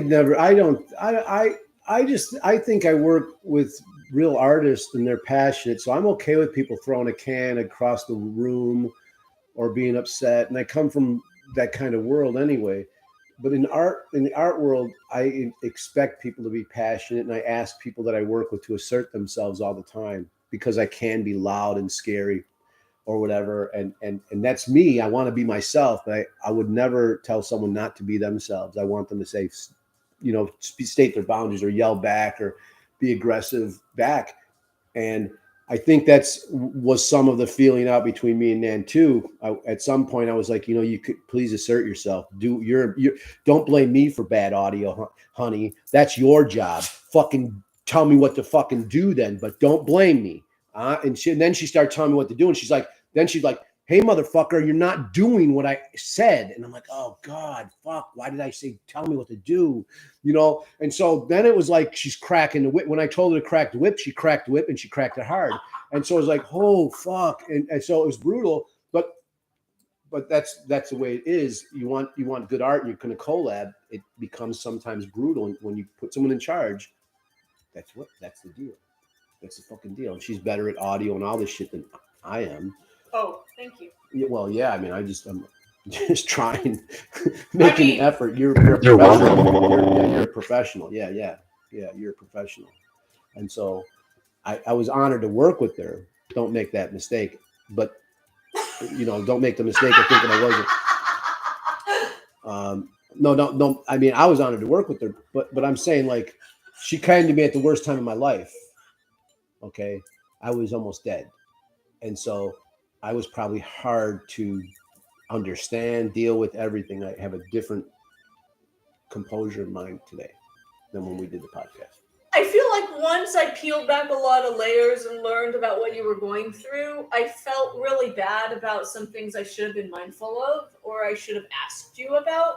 And I feel like when we started talking about, the lion's paw and all these other references about a thorn in a lion's paw, if you don't know, the idea of the lion is lashing out and acting a certain way because there's a thorn in their paw and it has to be pulled out.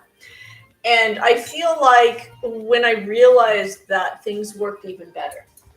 And I think that, that was definitely a necessary learning curve for myself as well.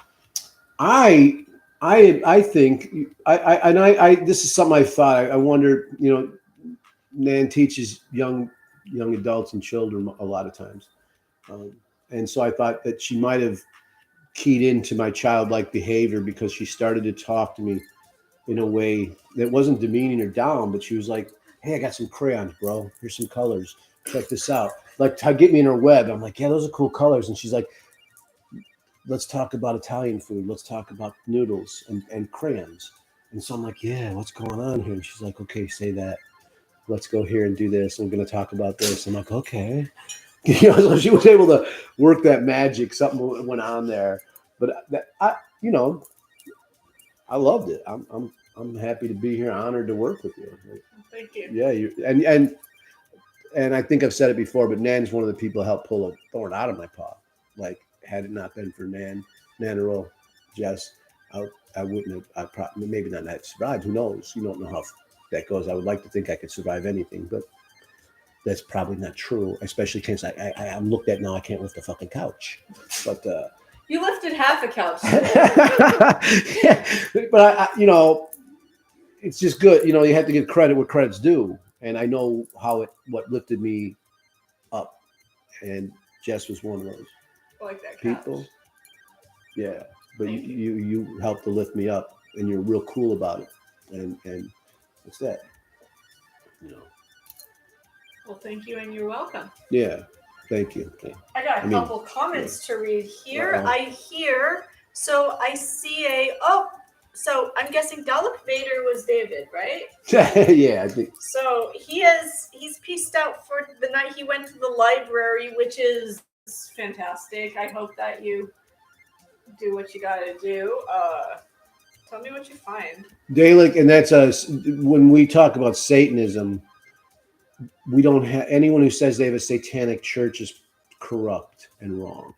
The only churches we have are libraries, bookstores, concert halls, orchestration, the orchestra, film houses. That's our church. We don't have, even a donut shop could be your church. The indulgent parts of our lives. Where you celebrate yourself. Or when you take in knowledge, part of our thing is knowledge or Growth. Entertainment. Or we stimulate the senses. We're of the flesh, not of the spirit, not of worship. So when LaVey put shit down, it was the year flesh became law. No more spirit. And so anything that entertains our senses is our church. I think it's also important to mention that the word church is just a Western placeholder word, and that you can refer to, your sanctuary, your homestead, your home stomping grounds. Right. And they're still going to be the same words that they really don't hold any value, or they ought to not, because then you're getting caught up in the church. Yeah, but they can hold value to you. But when someone's presenting like I have a satanic church, they better have a fucking bookstore or something like that, because when they're saying they have a church, they're corrupt. They're not part of the crew. They're not a Satanist, and they're not part of a satanic crew. They're tricking you, and they're probably like Pentecostals or Baptists at their heart. Let me also counter that language again and mention that if you're part of a crew for the point of being Satanist, that probably is called groupthink. Also, Yeah. You're dangerously in a cult. It's another thing to gather because we are humans, and humans are social. Yeah, but yeah, when Satanists gather, it's usually under a goth flag or something like, hey, there's a fucking goth Hearst club meeting at the park, and then you run into other Satanists, or there's a cool Alfred Hitchcock film fest, and all of a sudden that's how we all sort of accidentally gather is what is it, when you're local, you sort of find it's sort of like that stratification. You find your own, and when you start to find your own, it's usually when you're living a satanic life. You find a satanic witch, it's comes to you and says, "Hey, let's do a podcast."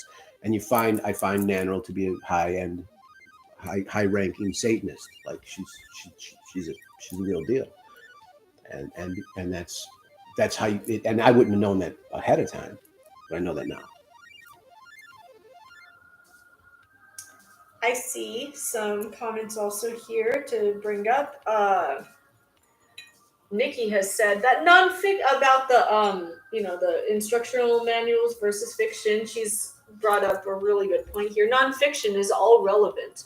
fiction has too many details, and I can't remember what is important to remember, and what I can forget too many details, can't hold them all, and that's absolutely how I feel sometimes. Yeah, that's what yeah, and I relate with that. All right. So besides the library, there was another thing about books, etc. But okay, so I saw this question being asked earlier about copywriting, and that first it was asked about, can you resell old school publications? And then I see another that Claudia has brought up, that there's a single illustrated copy of Might Is Right You Did going for $451. Oh yeah, well I have 2 of those at my house. I will sell them to you for a couple $100. I could use it. So this is what happens in my life, Doc. When I put them up on sale, I get $50. It's incredible the money that is made off of underground artists, and art's not funded in this country. It's like we are poor artists. We are some of the most important people for poor people. We tell poor people's history. Rich people write history books. We tell the actual history of the people, not the United States, not the government, not all of these concepts, but we tell the story of people in our artwork, the history. We're very important, and we're not treated that way. And artists really don't realize their power. I can see it around, and I try to say something about this. And I especially see it because almost every single fucking thing I've published, like this fucking necklace, whatever, this goddamn shit with this box, it'll be like, I got to close them out at $10 or something. And in a year from now, they'll be like, I've got it online for $100. I got the box, it's mint. And I'll be like, motherfuck. So the collectible market is a weird one, but it's exploitive and it's irritating, but it also gives me an idea of what my worth is. What my value is, or what I put out has a value. So it's also pretty cool. Like, me complaining is one thing, but I got to tell you, I'm from plumber stock, and I was a runaway, and I lived in a car, and I survived a lot. So for me to have a voice, Anton LaVey helped me have a voice that people listen to, reckon, and it's part of history now. That's a motherfucking accomplishment for a scumbag plumber. And for me to have stuff that I make and then see it have value online, my God, I never had value in my life, and my people don't have value. We're thrown to the shit. We're trash. So it's like, I feel really good about that. Okay. Don't mistake that. I got lucky in a lot of ways, and I have privilege. I get that. But I also had a lot of shit to survive. And I feel that way too a lot of times. Someone who came from blue collar background too, and and you look at all these adversity. Oh God, yes. Yet I feel like not everyone makes it scot-free. No, and she's got she got the scars, and I know the story. She's been through the shit, and I imagine you start playing cello, people think you're privileged in a different way. There's this assumption that you're probably a doctor's wife if you play the cello and you're female, or you have some sort of estate or some sort of something or another set up to set you for life, so you can just leisurely play. And even within the classical music world, there's a fine line between ones who made it into a conservatory under merit and the ones who paid to play, who are at the same school, but their parents paid full cost, and their playing is definitely reflected on it. Yeah, and do you feel like as a poor person in art, I get ripped off all the time, or my ideas are stolen by people of privilege that have money and resources to steal ideas and implement them like this? And does that happen to you? Have you felt like that Yes. Okay. And it happened a lot in my 20s and my MySpace days, and I felt like I had to erase myself and yeet everything I was doing, because there was another musician who had more money, had more going on, and sort of established their brand quite early to get on the MySpace train early, because she had a lot of outlets, including wealthy parents, to do so. I actually made a song about it. If you ever want to hear how I really felt about it, the song is called The Ditto, and yes, it is partially a Pokemon reference because I think it's silly. But also, the person I felt like was a ditto of me all together. While Ditto, I love it. I was, anytime I had a gig, even just a paid gig where someone just needed this hired gun to play their music, it often ended up that they would say, "Oh, hey, have you seen Boop?" And so have you heard of Boop? And a lot of times it was just irritating because I felt like, yeah, I've heard of them. They stole all my ideas and they're still stealing them. And at some point, I stopped caring about it. And they can keep taking my ideas. In fact, they're probably watching this right now and shopping for this shirt on Amazon. You want to find this? This is on fucking Amazon. These are True Religion jeans. And I've got, oh, you want this bra too? I bought it on Amazon too in a pack of 4. You want a costume to look like me? Cool, you're cosplaying me. But at the same time, I can't stop that. But you also can't stop the fact that while you're copying me, I got some other ideas cooking up, motherfucker. Yeah, and that's cool to work with you too, because I'm always a person that influences these things and it goes, and to see the bling and know that was influenced by Nannerl. She encouraged me. It wasn't influence is different than copying. Yeah, and you also encouraged me. You were encouraging it. It was a different thing. Like I want to work with fabric, do this stuff, and she'd start showing me her fashion and Gucci stuff and her clothing because I was interested in fashion. So she was enabling or encouraging me, and so that when I am inspired by someone, it's a form of love. I do not steal ideas, but if I am inspired and can catch that, I'm like, oh yeah. So Nannerl had a big impact on my life, and that's how this stuff happened. And so it's what podcast is that? Is that we talk about? There's one of them, but we talk about her going to a meeting with bling on and stuff like that. A satanic group meeting, I think. I think it was The Adversary. Then we talk about her going, and she goes, I went with this bling, and everyone else was dressed typical goth or whatever, and she was cool goth, cool. And they were like, this person's too cool to be here. We look awfully nerdy because there's a cool person in the room. And For the record, I thought they all looked kind of cool themselves. Well, Satanists are usually the coolest people in the room, so they probably were not that. Because if they were making you feel uncomfortable, they probably were not that. I felt like the least cool thing was one person who kept bringing up the most microaggressive things. And I try to kind of keep this in my pants, these, sensitivity toward microaggressions, but they are little cuts. And like one person, the first thing they told me was that they ate hot pot the other day. And I believe they said it because I am clearly something. And then they proceeded to also get pokey. And that's cool. You want pokey? Cool. You say pokey and I say poke. Pokey, poke, pokey, poke. And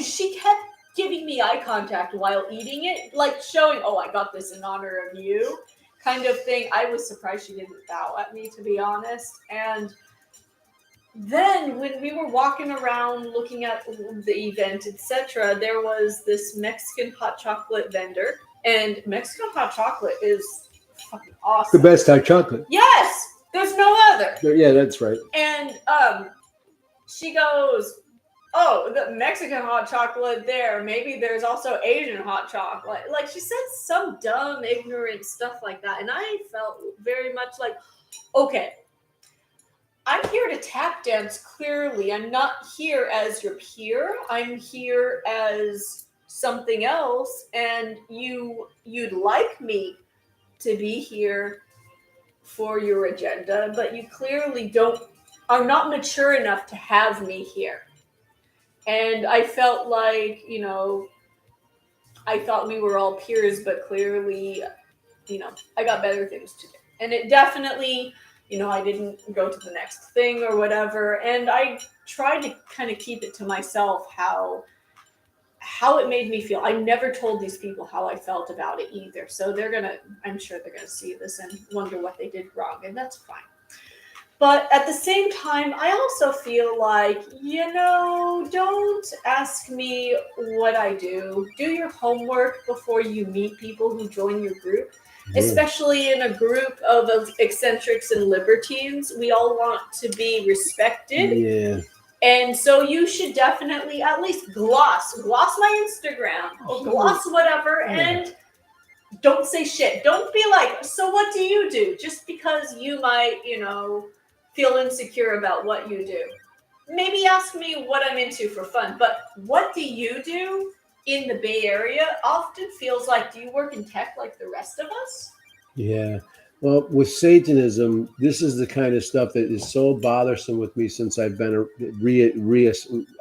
looking around at. I was lost for a while, and I got a message the other day from a young person who was blocked by Doug, Doogie, Lucy, and Greaves, and they were like, and they're I think 16, and they were like, I'm like, oh, I'm sorry. I laughed about it because on Twitter I said ha ha ha, and I messaged them and said, I wasn't laughing at you. I was laughing that this person did that, but I imagine that might have hurt your feelings being blocked by someone like that.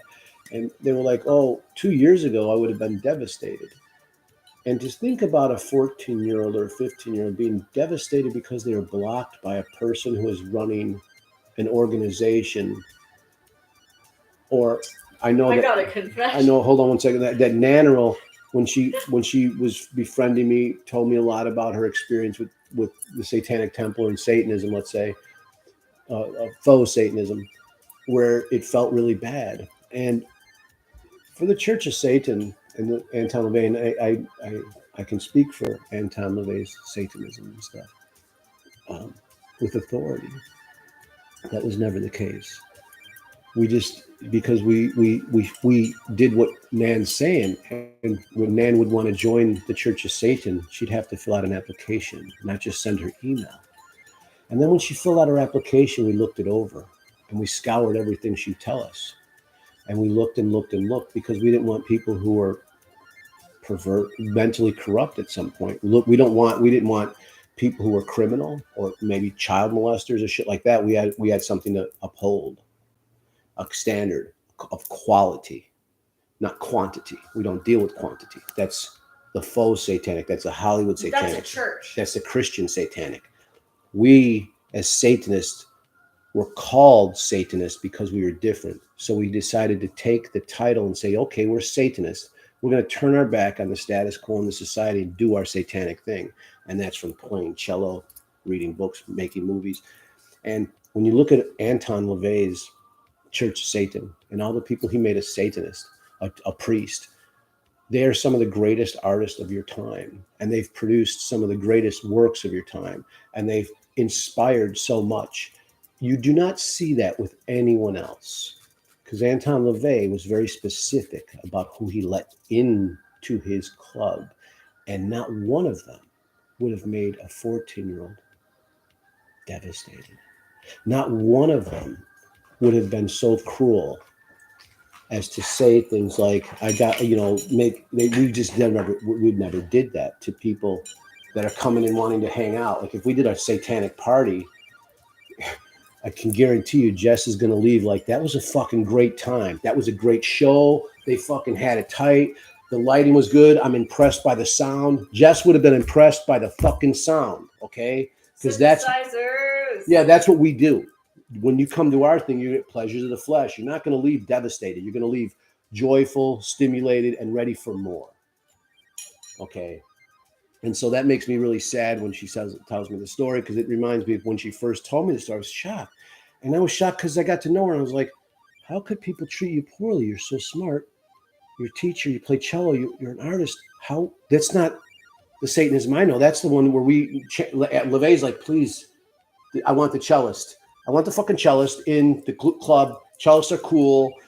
This is a smart person. Like LaVey would be like, yeah, please come to the house. I almost guarantee LaVey would have said, yeah, Jess, come on over to the house and hang out. Because that's how he rolled. And that is the exact opposite of what you're seeing today. Okay. And no one should feel devastated for asking questions that are that young. That's awful. I think another rift I had is that there was a lot of internet infighting over associations with things, as this was also a rise of alt-right culture. And there was a lot of alignments of council members that I allegedly had this or that. And Council members of what? Of TST. Oh, Satanic Temple. Okay. There was a lot of like non-members definitely voicing their concerns about it, and there's a lot of literature. You can take or leave and draw your own conclusions here. We're not endorsing or denying nothing, but at the same time, you had a lot of these podcast mouthpieces and members, I guess they are high-profile members because they are broadcasters. They, these people being very complicit, basically, and not taking a side. And sometimes that complicity is dangerous.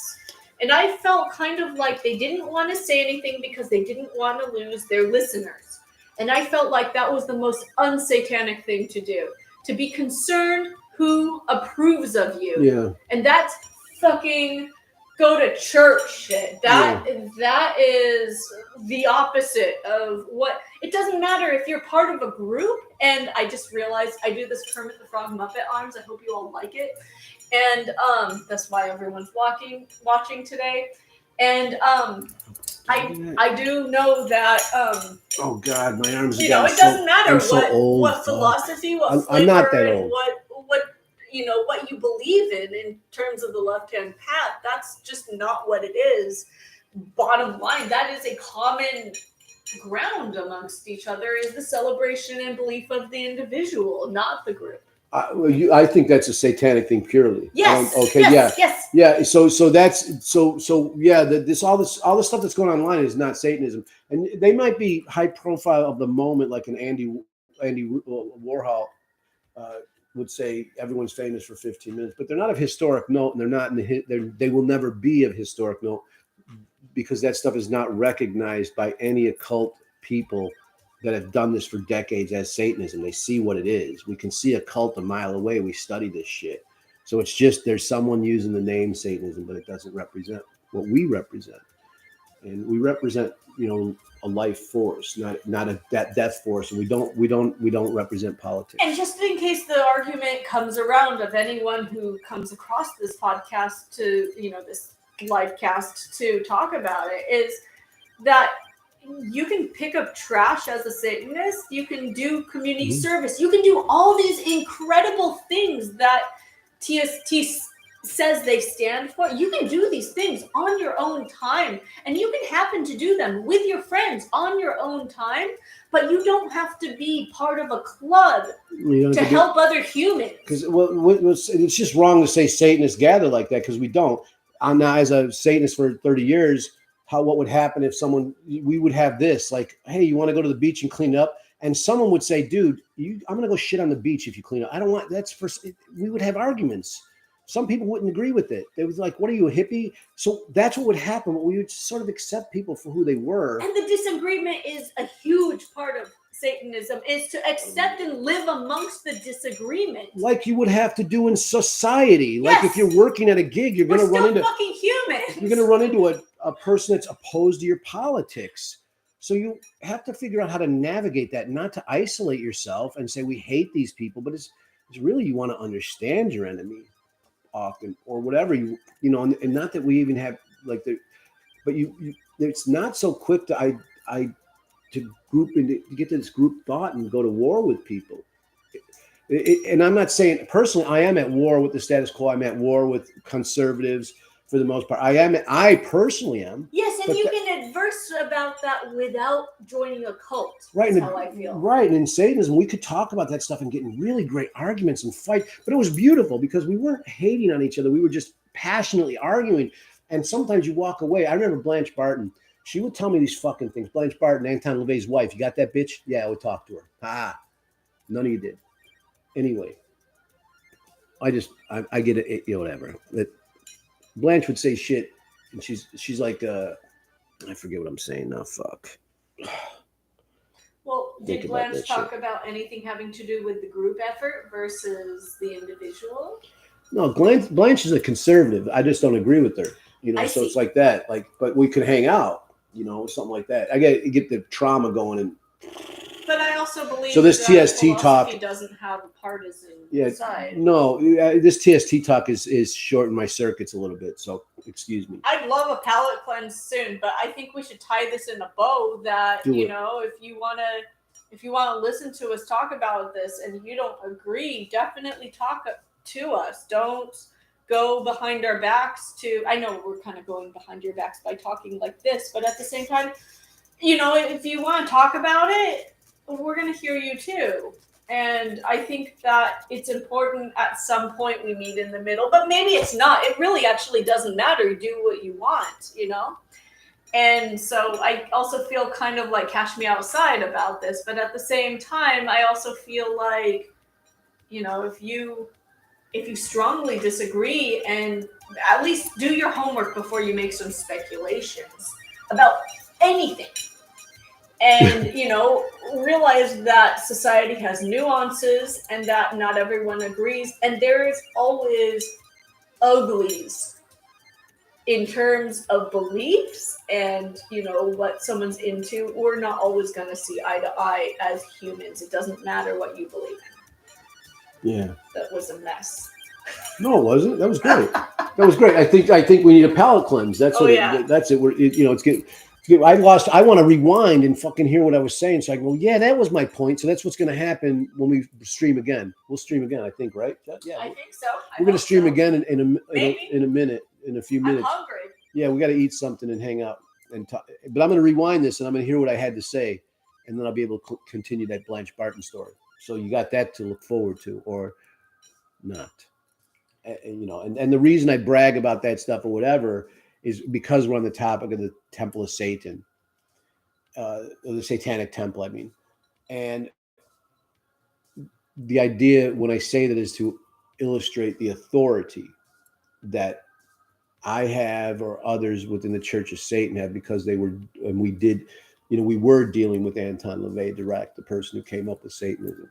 And you don't have that within the Satanic Temple, let's say. Their authority comes from association with me, and so that's mainly my point. I can't wait to hear the story, though. You know, I'll rewind it and listen. I'll finish my Blanche Barton story. Give me a fucking break. I can't lift a fucking couch on my own, and I can't remember for hours. This is what happens. I'm on the liquid death. We're at the 2-hour mark. This is actually a fantastic Boom, wrapping boom. point, but I actually wanted to just make sure I acknowledge everyone here who has made any comments. David Cody, Donald Cody, Donald Katie, Caddy, Merciful Fate gig.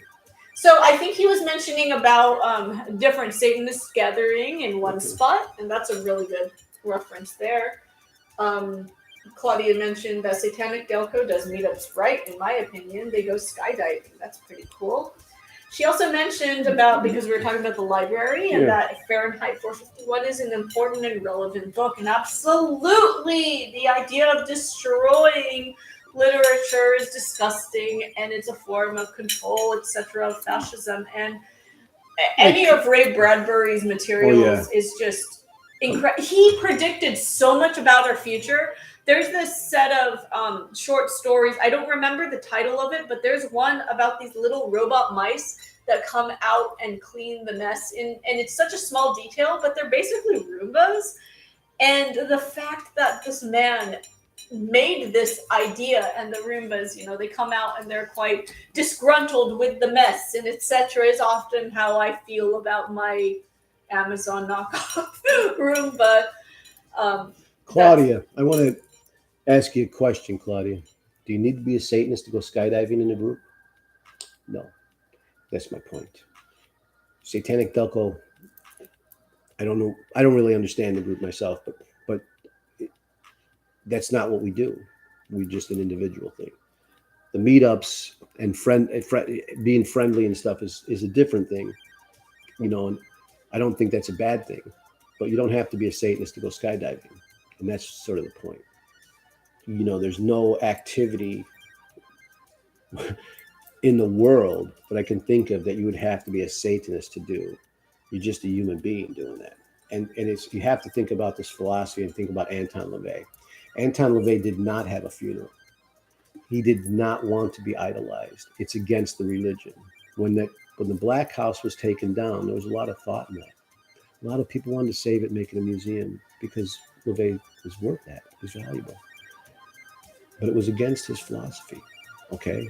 It was against his philosophy to worship, to idolize. He didn't want to be an idol. As a matter of fact, he walked away from Satanism. He didn't walk away from it, he lived it, but he just didn't care anymore past the book. Like, he's like, I want to play piano. I want to have a steak. I want to go walk the dog. He lived a life. And that's what a Satanist does, is just, you get a life. And anyone who's, their identity is solely based on groupthink, meeting up with their friends to go skydiving, that's, I guess meeting up at skydiving is different, but you start getting into these church things and groups to form an identity, you probably need to get a life. Your identity comes from your character or your personality.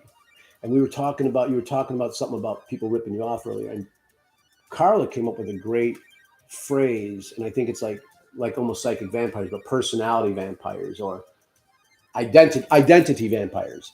And that's what sort of this is like when I'm looking at a lot of people that are identifying with Satanists but have no clue as to what that is and are not living any kind of satanic life.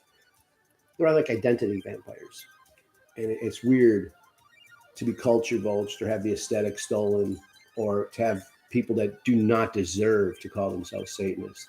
I would know. It sickens me. And I can only consider culture vultures to be some of the most disgusting things in art and entertainment. And that's that. And I'm sorry, if I'm ending on a negative note. This is a good want to wrap one. it in a bow? I'll be quiet And now. Claudia definitely, don't be quiet. Okay. Claudia definitely agrees, and and I think that, and it's like Agent Smith's in the Matrix movie. It really is. I don't know that, but Claudia is great. Claudia is the future of Satanism. Claudia and David are like banging, fucking. Their mind is going. They're intelligent, and they're like, their mind is banging. They're popping. Okay. It's going, and they're asking questions. I'm like, how the fuck? You sound like you're 35 or 40. Like, they're just really like boom. So you're like the future of this stuff. What I'm saying is, now it becomes a suggestion or an idea or even history. You're gonna make these decisions now. This is your world. This is your Satanism. But you should really think about that one.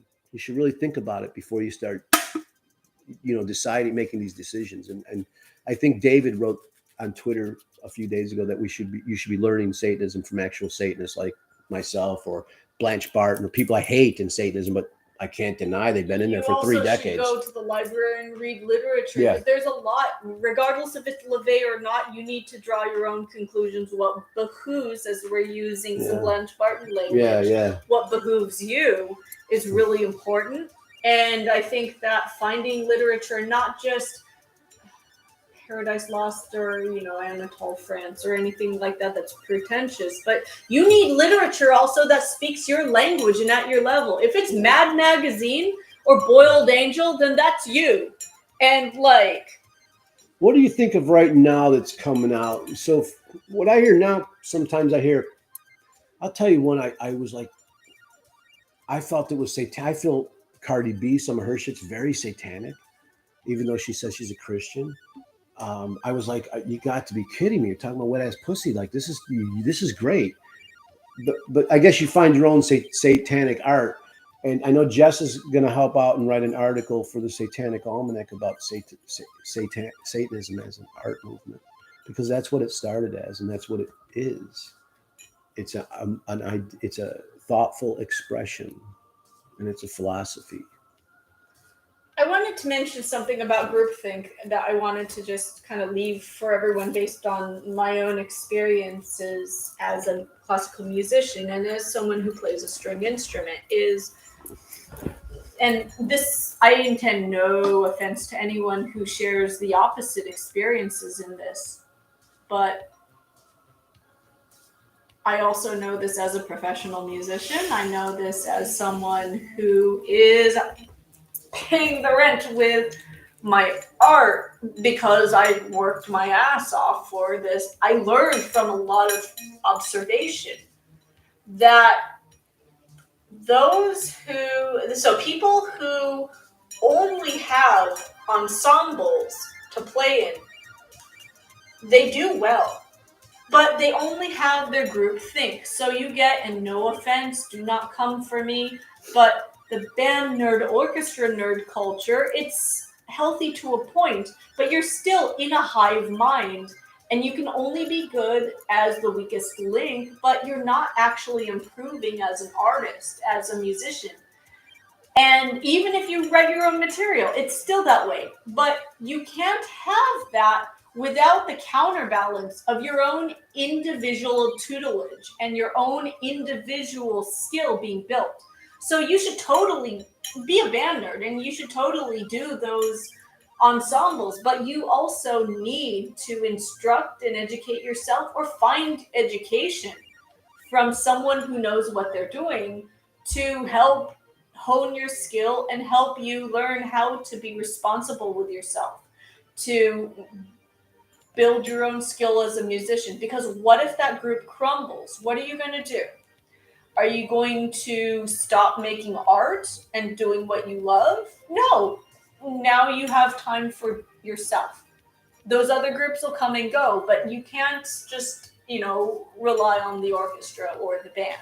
And so I just wanted to soapbox that as sort of an abstract of it, because I feel I feel really, really, really strongly about that. I wanted to have some shout outs here of people that you actually might know, and oh boy, I see my arms wiggling in this replay. Butterballs, someone named Bud Durballs, whose name is Dave. Yo, brother, this is Dave. You said my name. Dave Cody. Dave is Bongman. Dave and me. Dave, we would go to, like, long ago, youngins. Weed was on being attacked. It was totally illegal. You put in jail, fuck you up. And so Dave Cody is one of these guys who went to every protest, fought cops, pushed people back, got pepper sprayed, and continued to go to weed rallies until it was legal. Dave took a lot of beatings for all this legal weed that you see around. Dave was Mr. He dressed as a bong. He would go there. And I remember one, Madison, Wisconsin. It was one of the first riots I saw where these cops surrounded this woman and they're on her back, 3 or 4 cops. I'm like, get the fuck off her. I wanted to go run it. And Dave's holding me back. Like, I want to go start punching these cops in the face. And I'm like, Dave's holding me back. And I'm like, if I had my way, I'm telling these cops, if I had my way, I'd lock you in that fucking building, tie the doors, bring your family here and light it on fire and let them hear you scream death. Fuck you, bitch. And I was so angry at that point when I saw those cops beating up this skinny little petite girl, 4 cops on her, and they were getting off on it. You could see it. And this is before film cameras and all this. You can see it. They were sadistic on it. I just want to fucking burn every fucking thing. And at that point, it was off. Hi, Dave. Remember that time we were? Oh, it is great. Dave, we're in a cell. We're in this. They arrest all of us, like hundreds of people, and we're in this big hallway in a jail. And I got one of these keychains that you press the button. It goes, "Fuck you, fucking jerk, fuck off." And so we're all standing there. I'm like this. I look over at Dave and I'm like this. I show him, "Fuck you." And the cop's like, "Who is that? Fucking jerk." And there's a big mob of people. And so we're all start chuckling because we're all handcuffed and shit like that. But they can't see that I'm pressing this button going, "Fuck you, fucking jerk." But there you go, Dave Cody. How you doing? I love you, brother. Someone named Jay says, I remember the old tape you put out with the guy who put a knife up his butt. Yeah, that's good. I don't like to remember that one, baby, but yeah, that was a weird one. You start doing horrible things. You put out this awful stuff, and people just send you awful stuff to try to top it. And someone sent me the guy who was stabbed sent me the evidence tape, and someone put a knife up their ass and laid into him. He lived. Awful. He lived. So he lived, and they were doing sex. They were having sex. He lived. He sent me the tape, and he wanted me to make it into a porn film. Thought we could make a lot of money at it. I'm like, who do you think's going to buy this? He goes, "Oh, a sadist, bondage community." I'm like, "Yeah, dude, I can't get behind that." So that never went anywhere. But there, it got into a true crime DVD I did. I see. Dave also said, "Goddamn right, naked aggression days. Love you too, buddy." That's it, baby. That's it. A little ago, Donald Katie also said, "Amazon is the devil on my bank account." Me too. Me too, man. When we were talking about Mexican hot chocolate, he mentioned Mexican mango sorbet with chili sauce and mango pieces in my neighborhood. Oh man, I want to move to your neighborhood. Mexican what? Mango sorbet? Mexican mango sorbet with chili sauce and mango pieces. Oh, we got that in Chicago. It's great. You go down to and you get all the. It's so good. Yeah, it's so fucking good. Oh, I'm with you there. I'm with you. Any time of the year, that sounds so good. Yeah, even in the snow. Yeah. And then let's see. So Claudia does openly say that Doug blocked her. She was the one who was blocked. Yeah, I didn't want to. I just want to come clean with all the comments here. Thank you, Claudia. Thank you for coming clean. I didn't want. I don't want to. I know. I appreciate it. You're so honest, and like I feel like your journalism is already top notch compared to a lot of other old hats, and that transparency is really awesome. Cool. She also quoted when we were talking about the different groups and stuff like that, the fight song, which is a Marilyn Manson song, and that's pretty hilarious. And then also, I'm not a slave to a God that doesn't exist, and I'm not a slave to a world that doesn't give a shit. Yeah, I like the one where he's like, the world is an ashtray. We burn and coil like cigarettes. The more we cry, our ashes turn to mud. The next half of this is basically we're going to do karaoke for Marilyn Manson. Yeah, canceled. And then Nikki said, "No one understands the person who opposes you, so you can appeal to their needs in a way that they can give you what you want." And that's absolute high magic. What was that? There. What was it say? Know and understand the person that opposes you, so you can appeal to their needs in a way that they can give you what you want. Yeah, that's a nonviolent communication. Works really well with that. High level of magic right there. But for me, why? Because at least you gain something for wasting your time with them. I don't know. I'd rather just move along. I feel like when I start. How badly do you want what it is? I guess. I don't. All right. I don't. I just want. You don't want the bad. Like I make stuff. I do I'm doing stuff. Well, I don't want a lot from people. Like I want them to buy stuff from me, maybe, but I want them to buy it because it's great, not because I'm sucking their ass. I'm not disagreeing with Nikki. I'm not.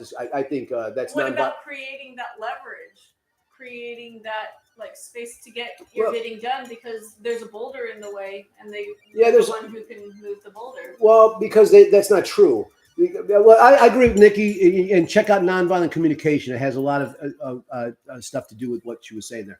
But with the boulder in the road, there's many ways to get around it. You can go around it. You can go over it. You can do this. So you have to look at that boulder and make your decision.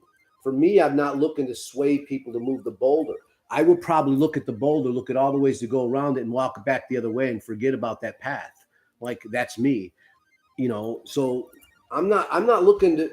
I don't really like that stuff to have to convince people that stuff. It's another sales technique or something like, But I guess in Chicago, put it in Chicago terms, it's like the only way I can put that in Chicago terms is you just say silent. You keep your mouth shut. There's no acting. There's nothing like that. There's no bullshit in Chicago. You're either, you're either like, yeah, no, I'm good, dude. We're good. Or you're the guy going, we good, motherfucker? There's that. That's it. And you better be sincere when you say, no, good. I'm good, dude. You better have the right fucking tone. I can agree with you, Nikki, on that. Like, you can't go, yeah, we're good. Start the tone. I guess maybe that's what she's saying. Have a good tone. Well, I think so. I do have to work on my tone. That's it. I see that some of these, I think they're referring to the kind of, find the literature who speaks to you. I'm going to be talking to Nikki tomorrow on this, so she's going to turn me out on that situation. Can't wait. Yeah. Claudia said when we were talking about, read the literature that behooves you, Tolkien's work is great. All right. And then Do you know what? I've only read so much of Tolkien, and I'm going to take your word for it. But again, if it behooves you, it doesn't fucking matter if I like it or not. You don't need my approval. And then singing grindcore, fuck yeah. Kevin Smith movie, yeah! Just all these different things that behoove you. It's, you know, I'm not saying yeah because I agree or disagree. I'm saying yeah because you know what I mean. All right. You know what, you guys? I'm going to turn the light all the way up so we can see each other eye to eye before closing. But I'm going to thank you all for being here. I think that this was just perfect. Thank you for making a live stream just so magical. Thank you for being here. Thank you for popping in. Even if you popped in, decided it wasn't for you and bounced. We appreciate it.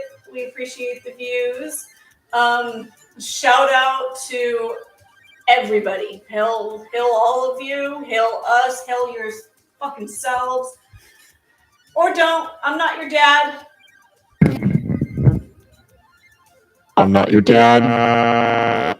Thank you so much. I ain't nobody's mama.